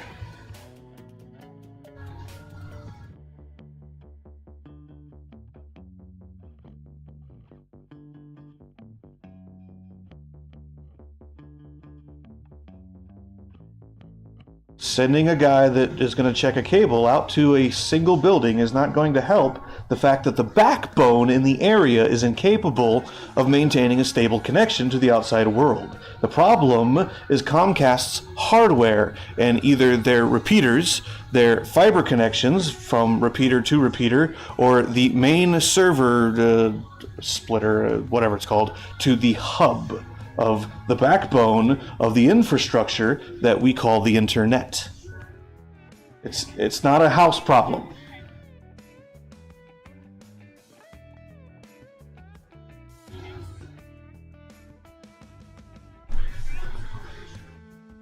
Sure.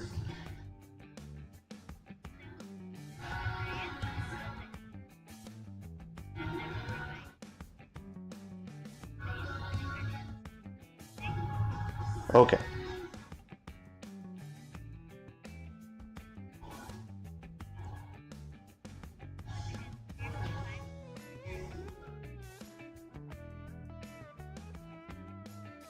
Correct.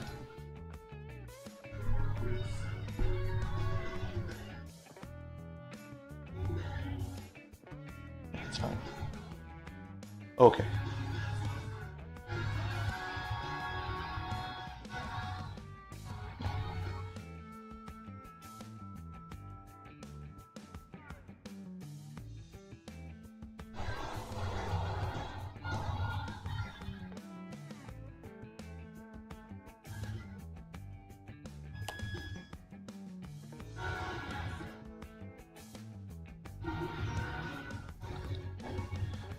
Not sure if I'm on hold or not. No, the mic being on is fine. I mean, I've got, business cards with my address. I'm trying to run a business doing things. Like, people knowing my address is part of that, right? So, no, not necessarily to turn the mic off. And honestly, on stream for posterity, probably not a bad idea. Part of the reason I started it with the speaker in the first place, but the speaker isn't working right now, so I gotta hold it to my head.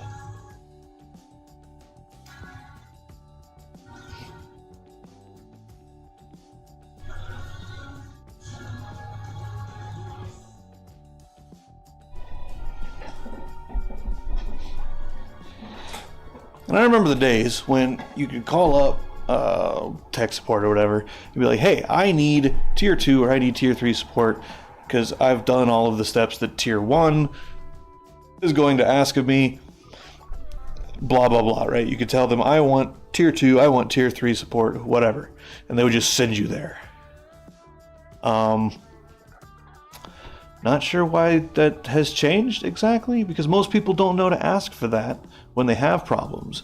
Me, you know what tier 1 support is? Tier 1 support. Have you touched the power button? Is it plugged into the wall? Does your house have power? That's tier 1 support. It's like, no guy, I'm not calling you because I'm stupid. Which people do. People will call them for just, like, hey, my refrigerator is having problems. Can you guys help me out? Like, we're an internet service provider, guy. We're not a refrigerator company. That's why tier 1 exists. Tier 1 is the filter, right? For the people that actually do their things. But you used to be able to call and say, hey, give me upper tier support. And they'd send you to the people you need to talk to. I've done it with phones before, where I'd call them up and tell them, I've got this problem, and here are the specs, here are the stats, here's the numbers for all this stuff.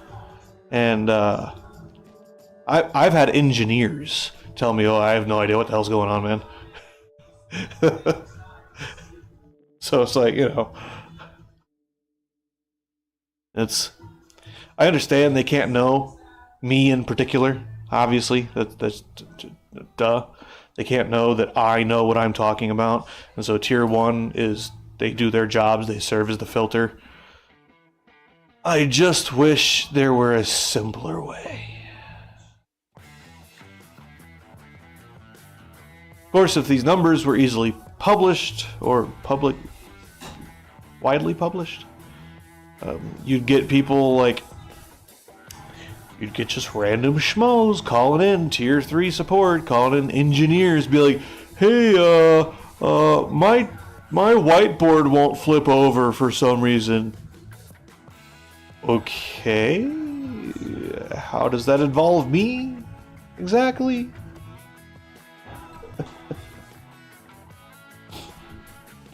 Also, at this point, there's only 2 people watching the. Nobody watches VODs. Nobody's going back through here. Like,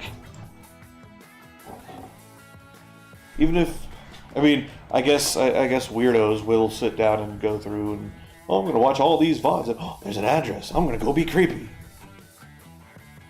Yeah. Don't be creepy, guy. Guarantee you I'm more creepy than you are.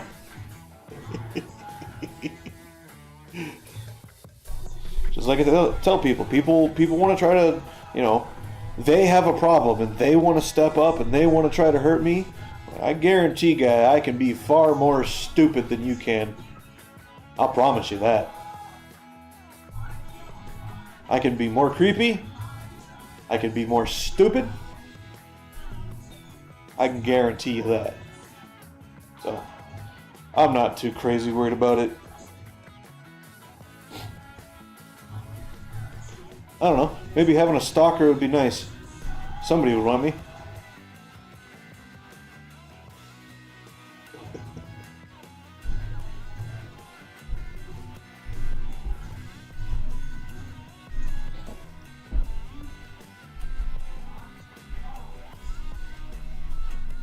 Huh.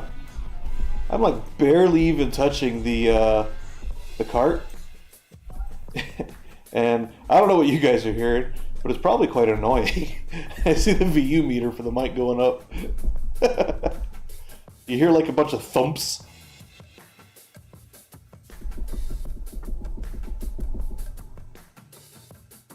I'm like, I could barely feel it in my foot. The only reason I really know it's my foot's touching is because I see the VU meter and my foot's right up against it.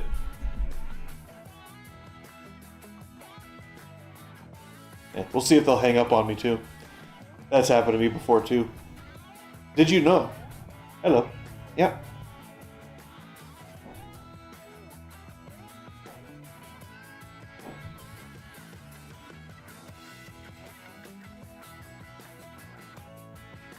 Okay.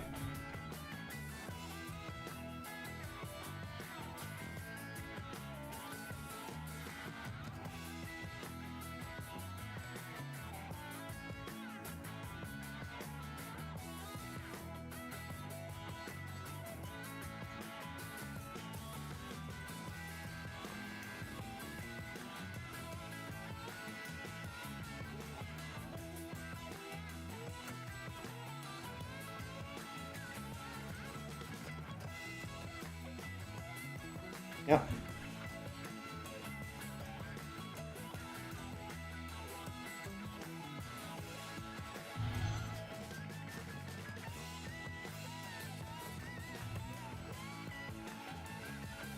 Okay.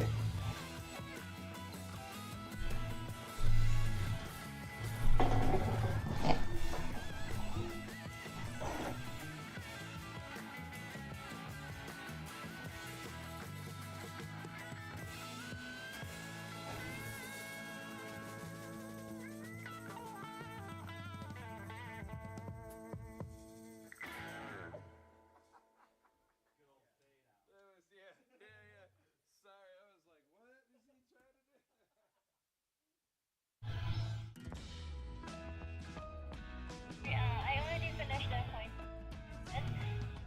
Anything else? No, ma'am, that is it.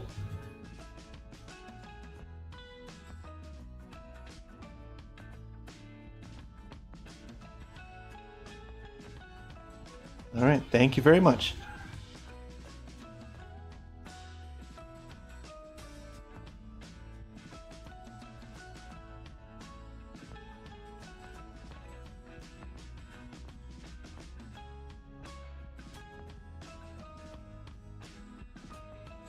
Okay.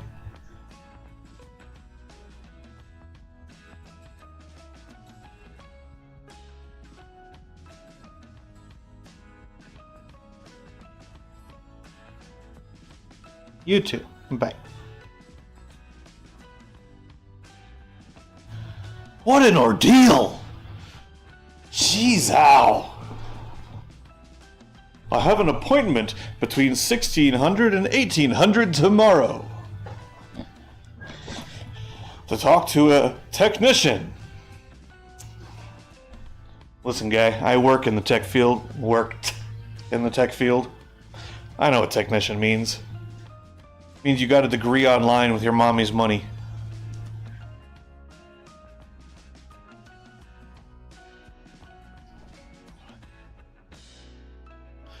We'll find out tomorrow.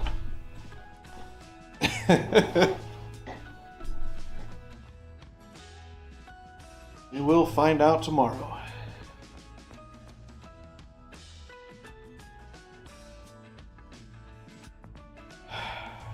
Oh, there it goes again.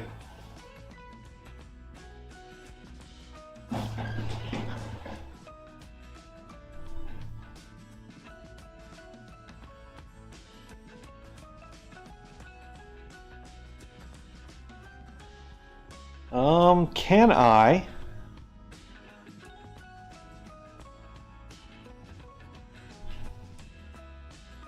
Can I perhaps video capture window capture? No, I don't want window capture. I want display capture, right? So video capture? Is that what I want? Oh no, display capture. Display capture. I'm just gonna call it display capture. There we go. Bam.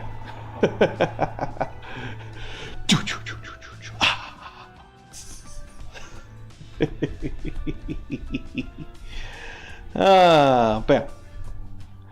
There we go.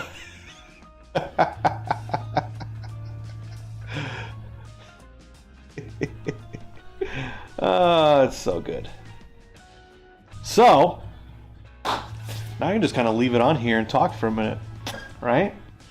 What are we talking about? Of course, now watch, it's just going to stay stable now that I've actually got it displayed, because, you know, Heisenberg's uncertainty principle, right? I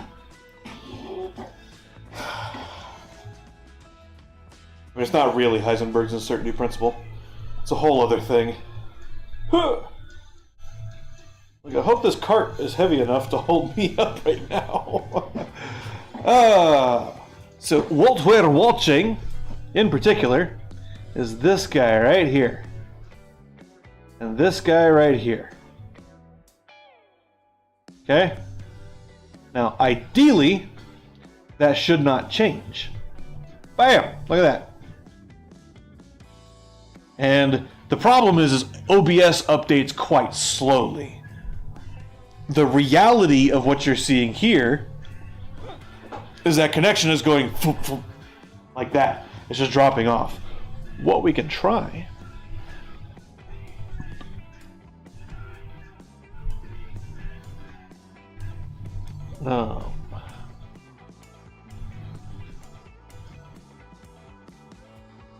try something like this, and then I can see the chat. Ta-da! Yeah, so you can see there, send S.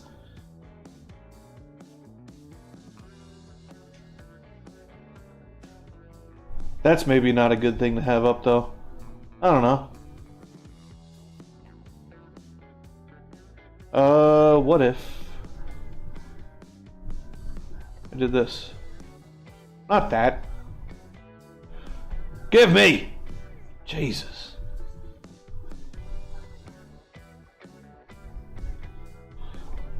Something like that.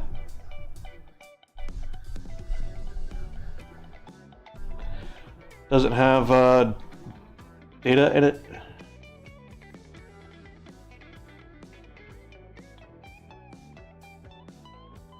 I don't know. I'm stupid. Which meme? I don't know memes.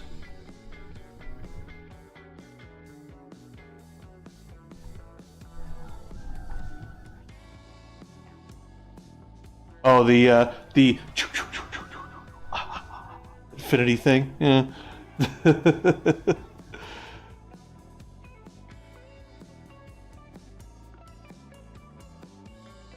So what I'm looking for, I mean, look at how sporadic that is. That should be mostly steady. Like some dips here and there, but it should be like, not like that. Shouldn't be that. But I'm transmitting 16 kilobits a second, 5 kilobits a second.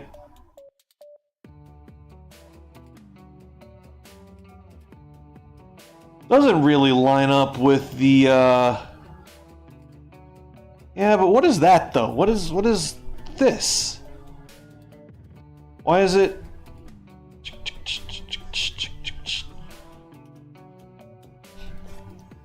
I mean, I guess that is what I would expect, actually.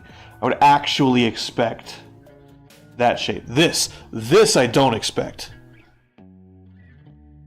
These big spikes.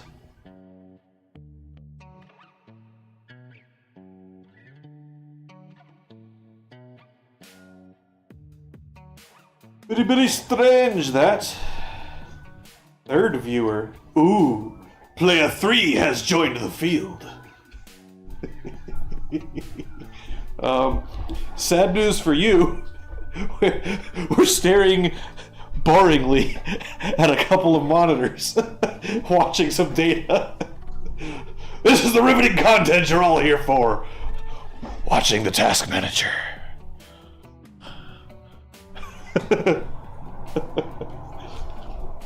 This is mostly for posterity purposes, sort of. Ooh. Just probably not have my feet on the cart, you know, blah, blah, blah, wiggling, jiggling the stuff around. Sorry for anybody that's motion sick. Susceptible? Yeah, we'll go with that. That works. Oh, also, I don't know if you were here when I was talking about it yesterday, Colin. Were you here when I was talking about my alphabet? I made an alphabet. The characters at this point are mostly placeholders that fit in a format of kind of the design characteristics that I look to employ or look to see in an alphabet. One of my biggest issues with most alphabets, I haven't seen every alphabet on the planet, but one of the biggest issues I have with most alphabets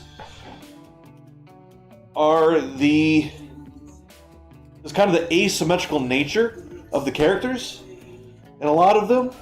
A lot of our characters today in Latin-based alphabets and Cyrillic-based alphabets. I can't speak on various Asian alphabets or... Are there African languages that have their own alphabets? I don't even know. Like, I have no idea. I don't know if through all the conquering and what have you, they're like everywhere in Africa uses a Latin or Cyrillic alphabet of some kind. I have no idea. I know after Egypt was conquered, they were forced into using a Latin alphabet. Greek alphabet? Latin alphabet. One of those. So one of my biggest problems is the asymmetry of the characters. So let's just do with, English, American English alphabet. The letter A is vertically symmetrical. I don't remember how you call it. It has symmetry across a vertical line, which I believe is vertically symmetrical. I think symmetry across a horizontal line is horizontally symmetrical. I don't know why the hell I'm having so much trouble with that word. I keep saying symmetrical. It's symmetrical.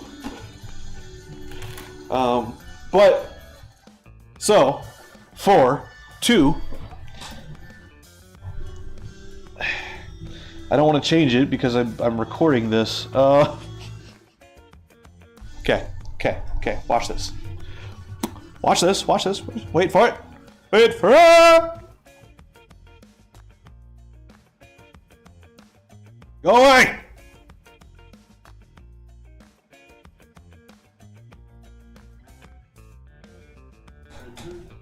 Okay.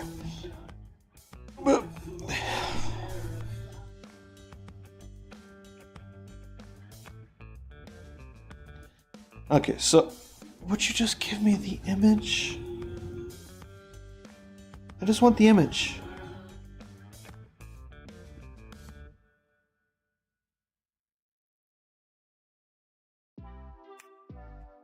There we go. Okay, so in the Russian alphabet, Cyrillic alphabet, the first character is shared between Latin alphabets and the Russian alphabet, A. It is symmetrical, right? Two lines, they meet at some degree, and a horizontal bar somewhere in the middle-ish, and that gives you a symmetry. And that's good. You cannot write that letter backwards and change the letter. It's the same letter backwards and forwards. Same with the American English character H, which is the sound in English, in American English at least, and which is the N sound. So November, N, in Cyrillic/Russian.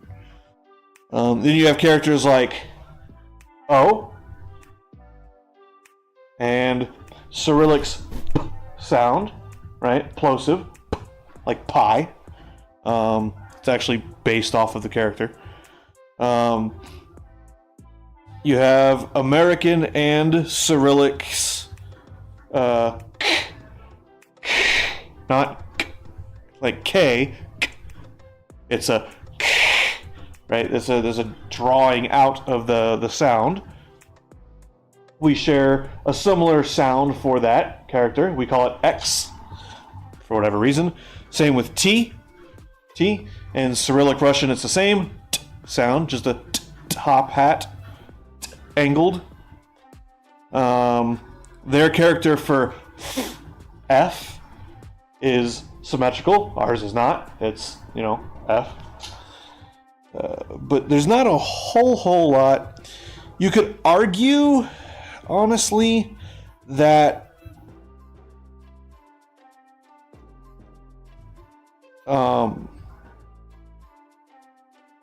which one is it? You could make an argument, depending on stylization, that the English character Y, Russian character U, could be, in certain stylized situations, symmetrical. But in most cases, in Cyrillic, it's not written. We write it as two lines and then a single line, and that character is symmetrical. But the lowercase in Latin alphabets, and then any case, any case in Cyrillic is actually one short line and one long line with a curve. That's the oo sound. So with some specific font and stylizations, you could potentially get some symmetry in that character. But it's effectively the lowercase y. And that's not that many, right? Cyrillic has 28 characters? 30 characters? I don't remember. I could count them. I'm too lazy. American English has 26 characters. I did some... Almost failed in my butt! I did some checking, some investigator ratings a couple years back, and you really only require 24 characters to make every sound the human mouth can make without voice and without clicks or pops or whistles or any kind of unique sounds that could feasibly be difficult for a statistically significant group of people based on specific types of malformations or traits or whatever. Like, there's always going to be a case, like somebody born without a tongue at all won't be able to do half of these, right? But we don't count the minor cases. We count the statistically significant minor cases, right? So my idea was to have an alphabet which has characteristics that I also have an idea to create a language alongside it using the alphabet. Characters all have now I've got to look it up. There it goes again. Big drops. Look it up. New tab. What was I looking up? Vertical symmetry. I don't know if vertical symmetry is symmetry across a vertical line, or if vertical symmetry is the symmetry is vertical across a horizontal line.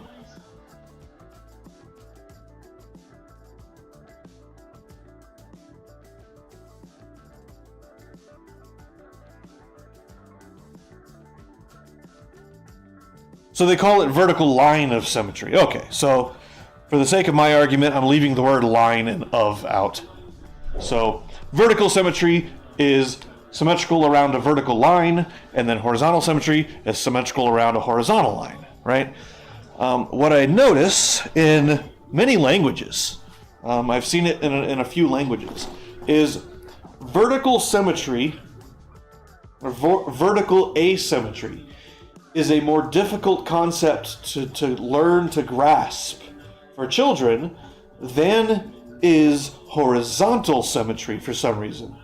I don't know exactly what controls that or what defines that process, but letters are more often written backwards that have no vertical symmetry to them than are written upside down, right? So, case in point. The Latin character R versus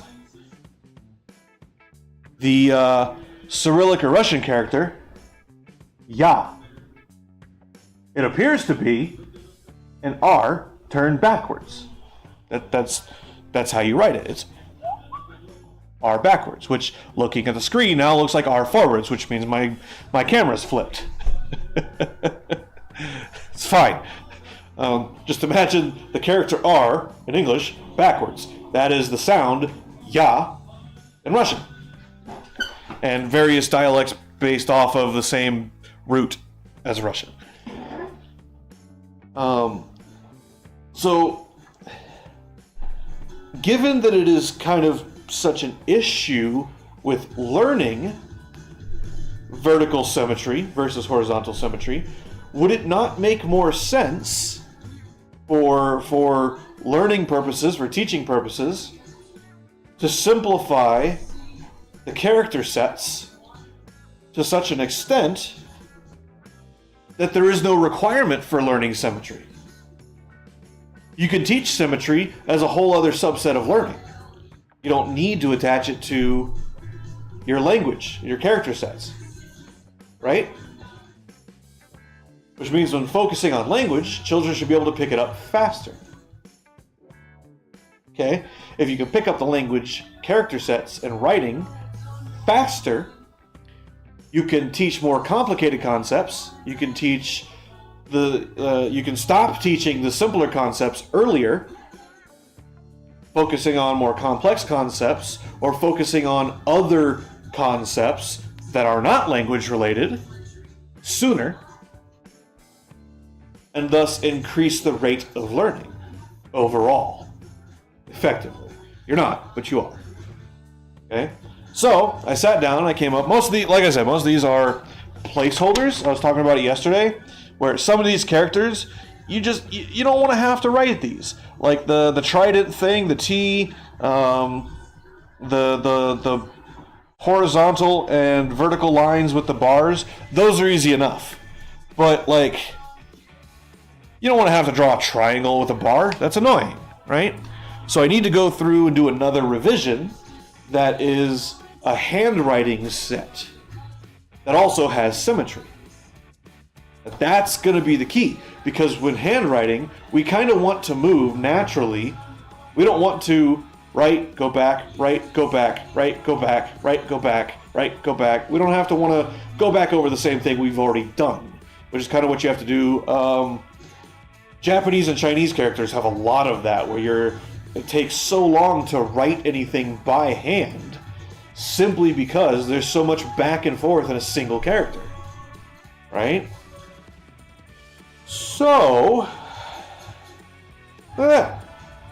big freaking drop. What the? Ugh. I wish I had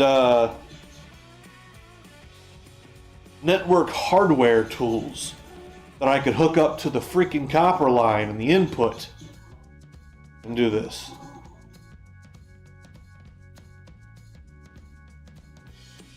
Anyway, there it is again. Big drop and a giant spike.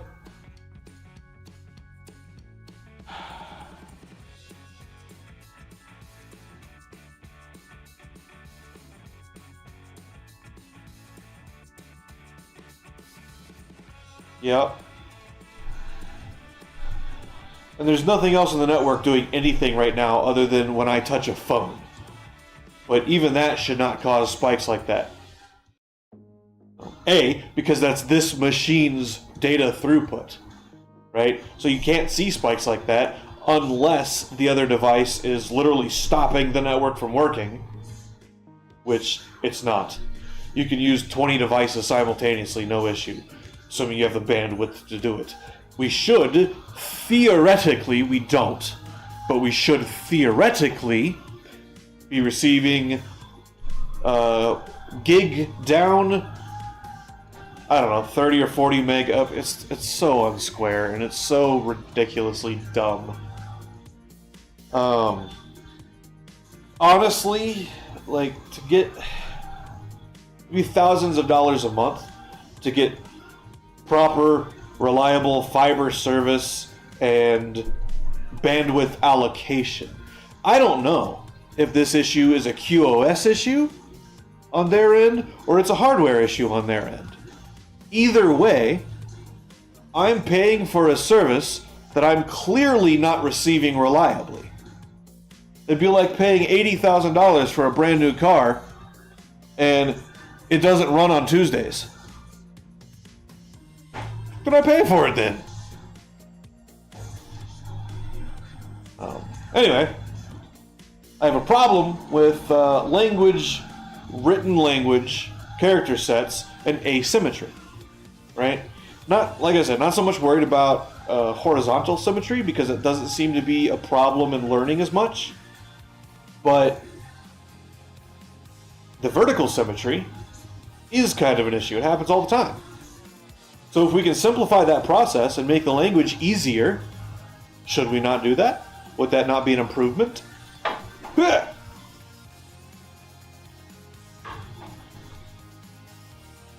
I keep tipping right to the edge, sometimes going just over it. You gotta like, 8-pound head. 8-pound head. Move center of gravity.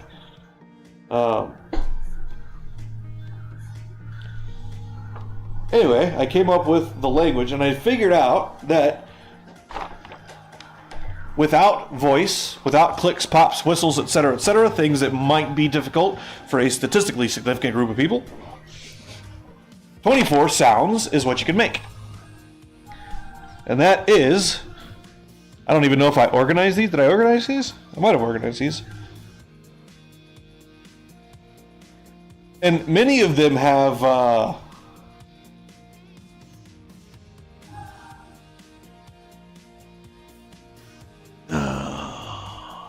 sound symmetry?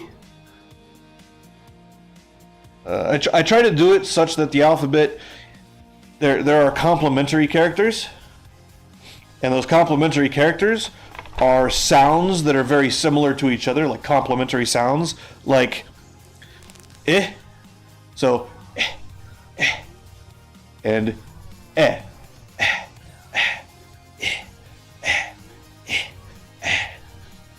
Two distinct sounds, very close admittedly, but two distinct sounds that can be made, and if you put them in a word, flip and bend, flip, bend, right? They sound differently without voice.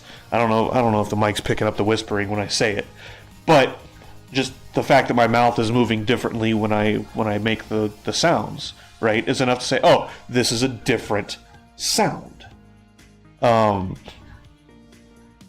So some of them in the alphabet are complementary in that I needed a complementary character, and existing characters appear to be complementary to each other already. So the next character, t, right, the T sound, t, t, t, and l, the L sound, l, T, looks like if you kind of flipped an L and gave it a little leg there, right?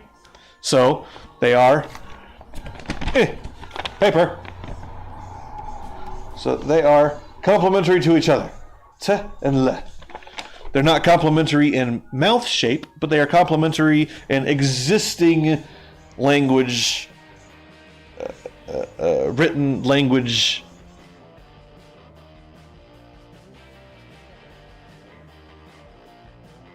Alphabets.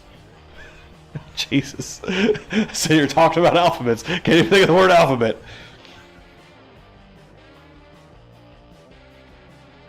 I just noticed. I have a character twice.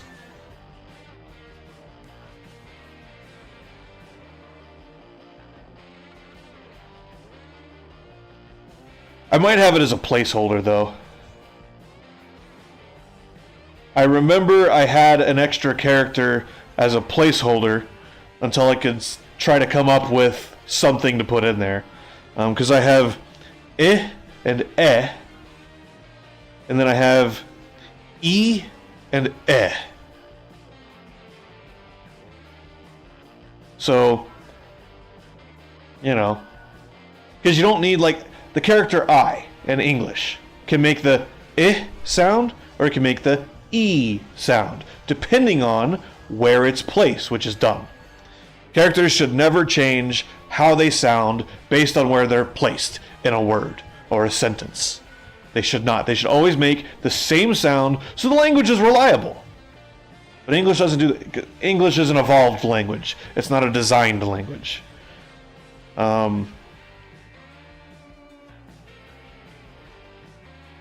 The E character makes the sound eh and E. The Y character makes the sound I and E and I. Why do we have three characters for the same damn sounds? There's no reason for that. It triggers me. It annoys the crap out of me. English is so dumb. It's not just English. Most languages on this planet are dumb.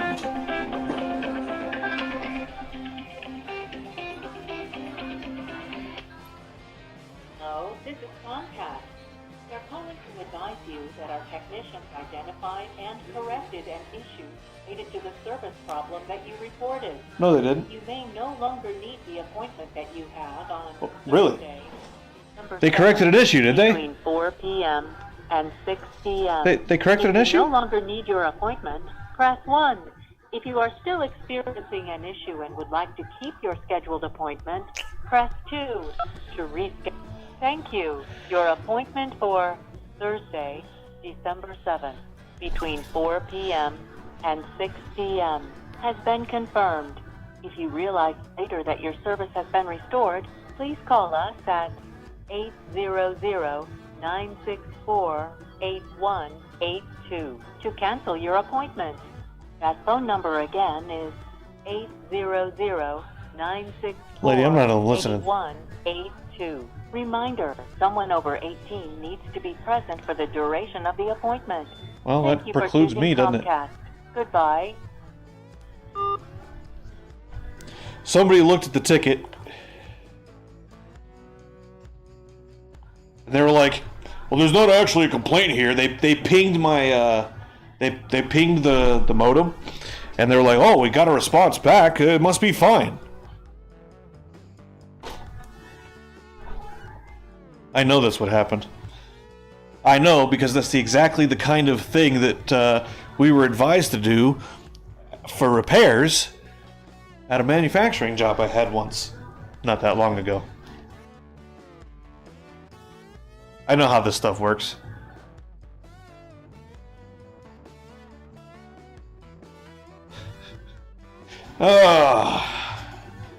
So, yeah, there is a problem with your hardware.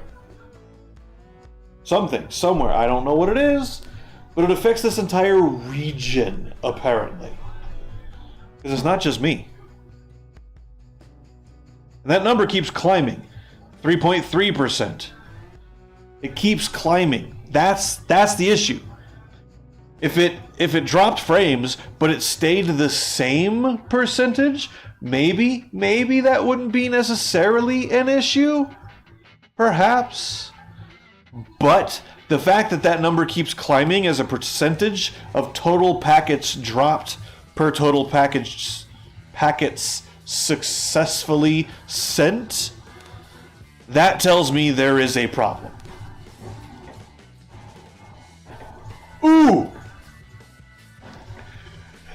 Ooh, I just thought of something I can do.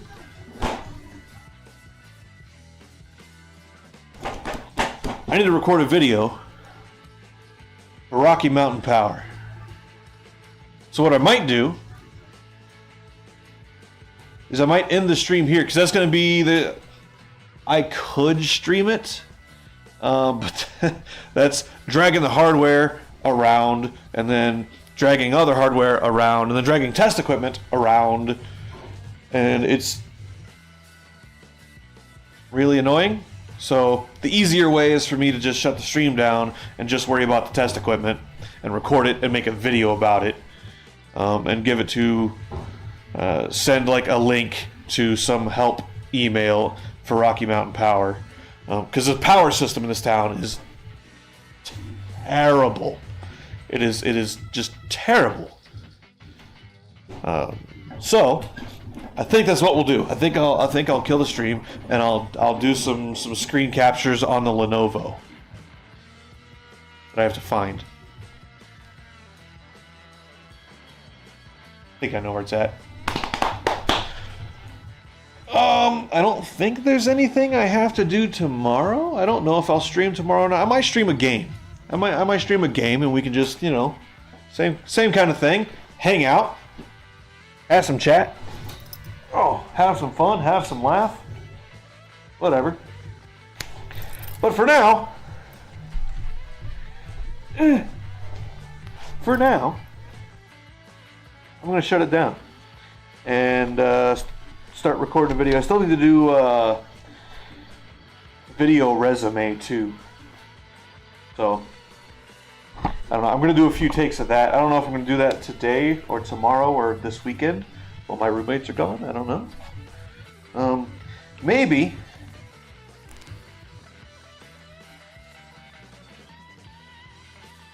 Real quick, if you're comfortable talking about it, what does your dad do for a living? Does he have professional like white collar kind of job? Is he white collar, blue collar?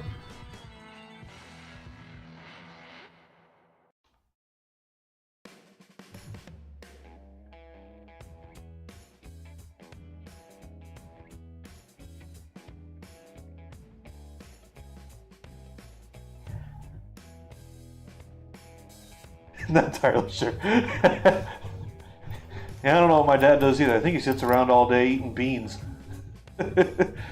I have a question. I need to ask somebody Okay, one of those kinds of things. Yeah, I mean, kind of, sort of what I'm going to be doing in Arizona, really.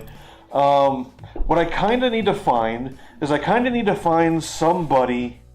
I need to find a couple of different people so I can ask them some questions. I want to find somebody that.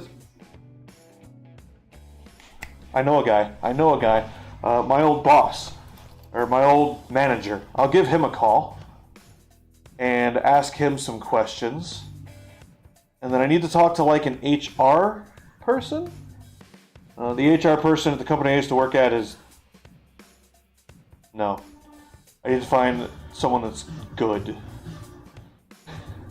But I want to get kind of a better idea of what would look good for the industry and like the type of thing that I do in a video resume before I actually start recording it. I guess if that makes sense. Get a better idea of what would make more sense. Because I could dress up in, full suit and tie and, oh yeah, I work on cars for a living. Doesn't fit, you know what I mean? So, most of where I go, I wear t-shirts and jeans. Like, if it's summer, I wear shorts. It's not a big deal. But for like, interview, video resume kind of thing, maybe polo, a little bit more professional, sort of business casual, maybe would work. I don't know. I've never really, market research. That's what I'm going to do right now. I'm not going to record the Rocky Mountain Power thing. I want to do that this weekend. Actually, I kind of want to do that this weekend, and I kind of do, now that I'm thinking about it, want to take the stream on the ride for the record with me. Because what I can do is I can record the screen and, camera, show the screen, show me, blah, blah, blah, here's how we're doing it, show the hardware that I'm using to test with, right, the test equipment. Also, I also need kind of the camera to show I'm going to use a volt ohm meter, and I'm going to use the multimeter, right? The digital multimeter. So I'm going to use both of those pieces of equipment. I'll probably use the green one and the red one. And the volt ohm meter. But I also have to check the volt ohm meter for AC. I don't actually know if the AC circuit's working. Again, I suspect there's maybe something wrong with it. So, I don't know. I got to check it out. Looks like some things have stabled out on the network front, though. So that's something now that I'm getting up and walking away and doing something else. But right now I'm going to go do market research for video resumes.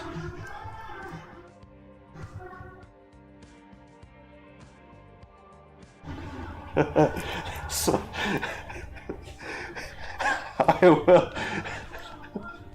I will see you later. Just know that I'm the coolest of the cool. Yeah.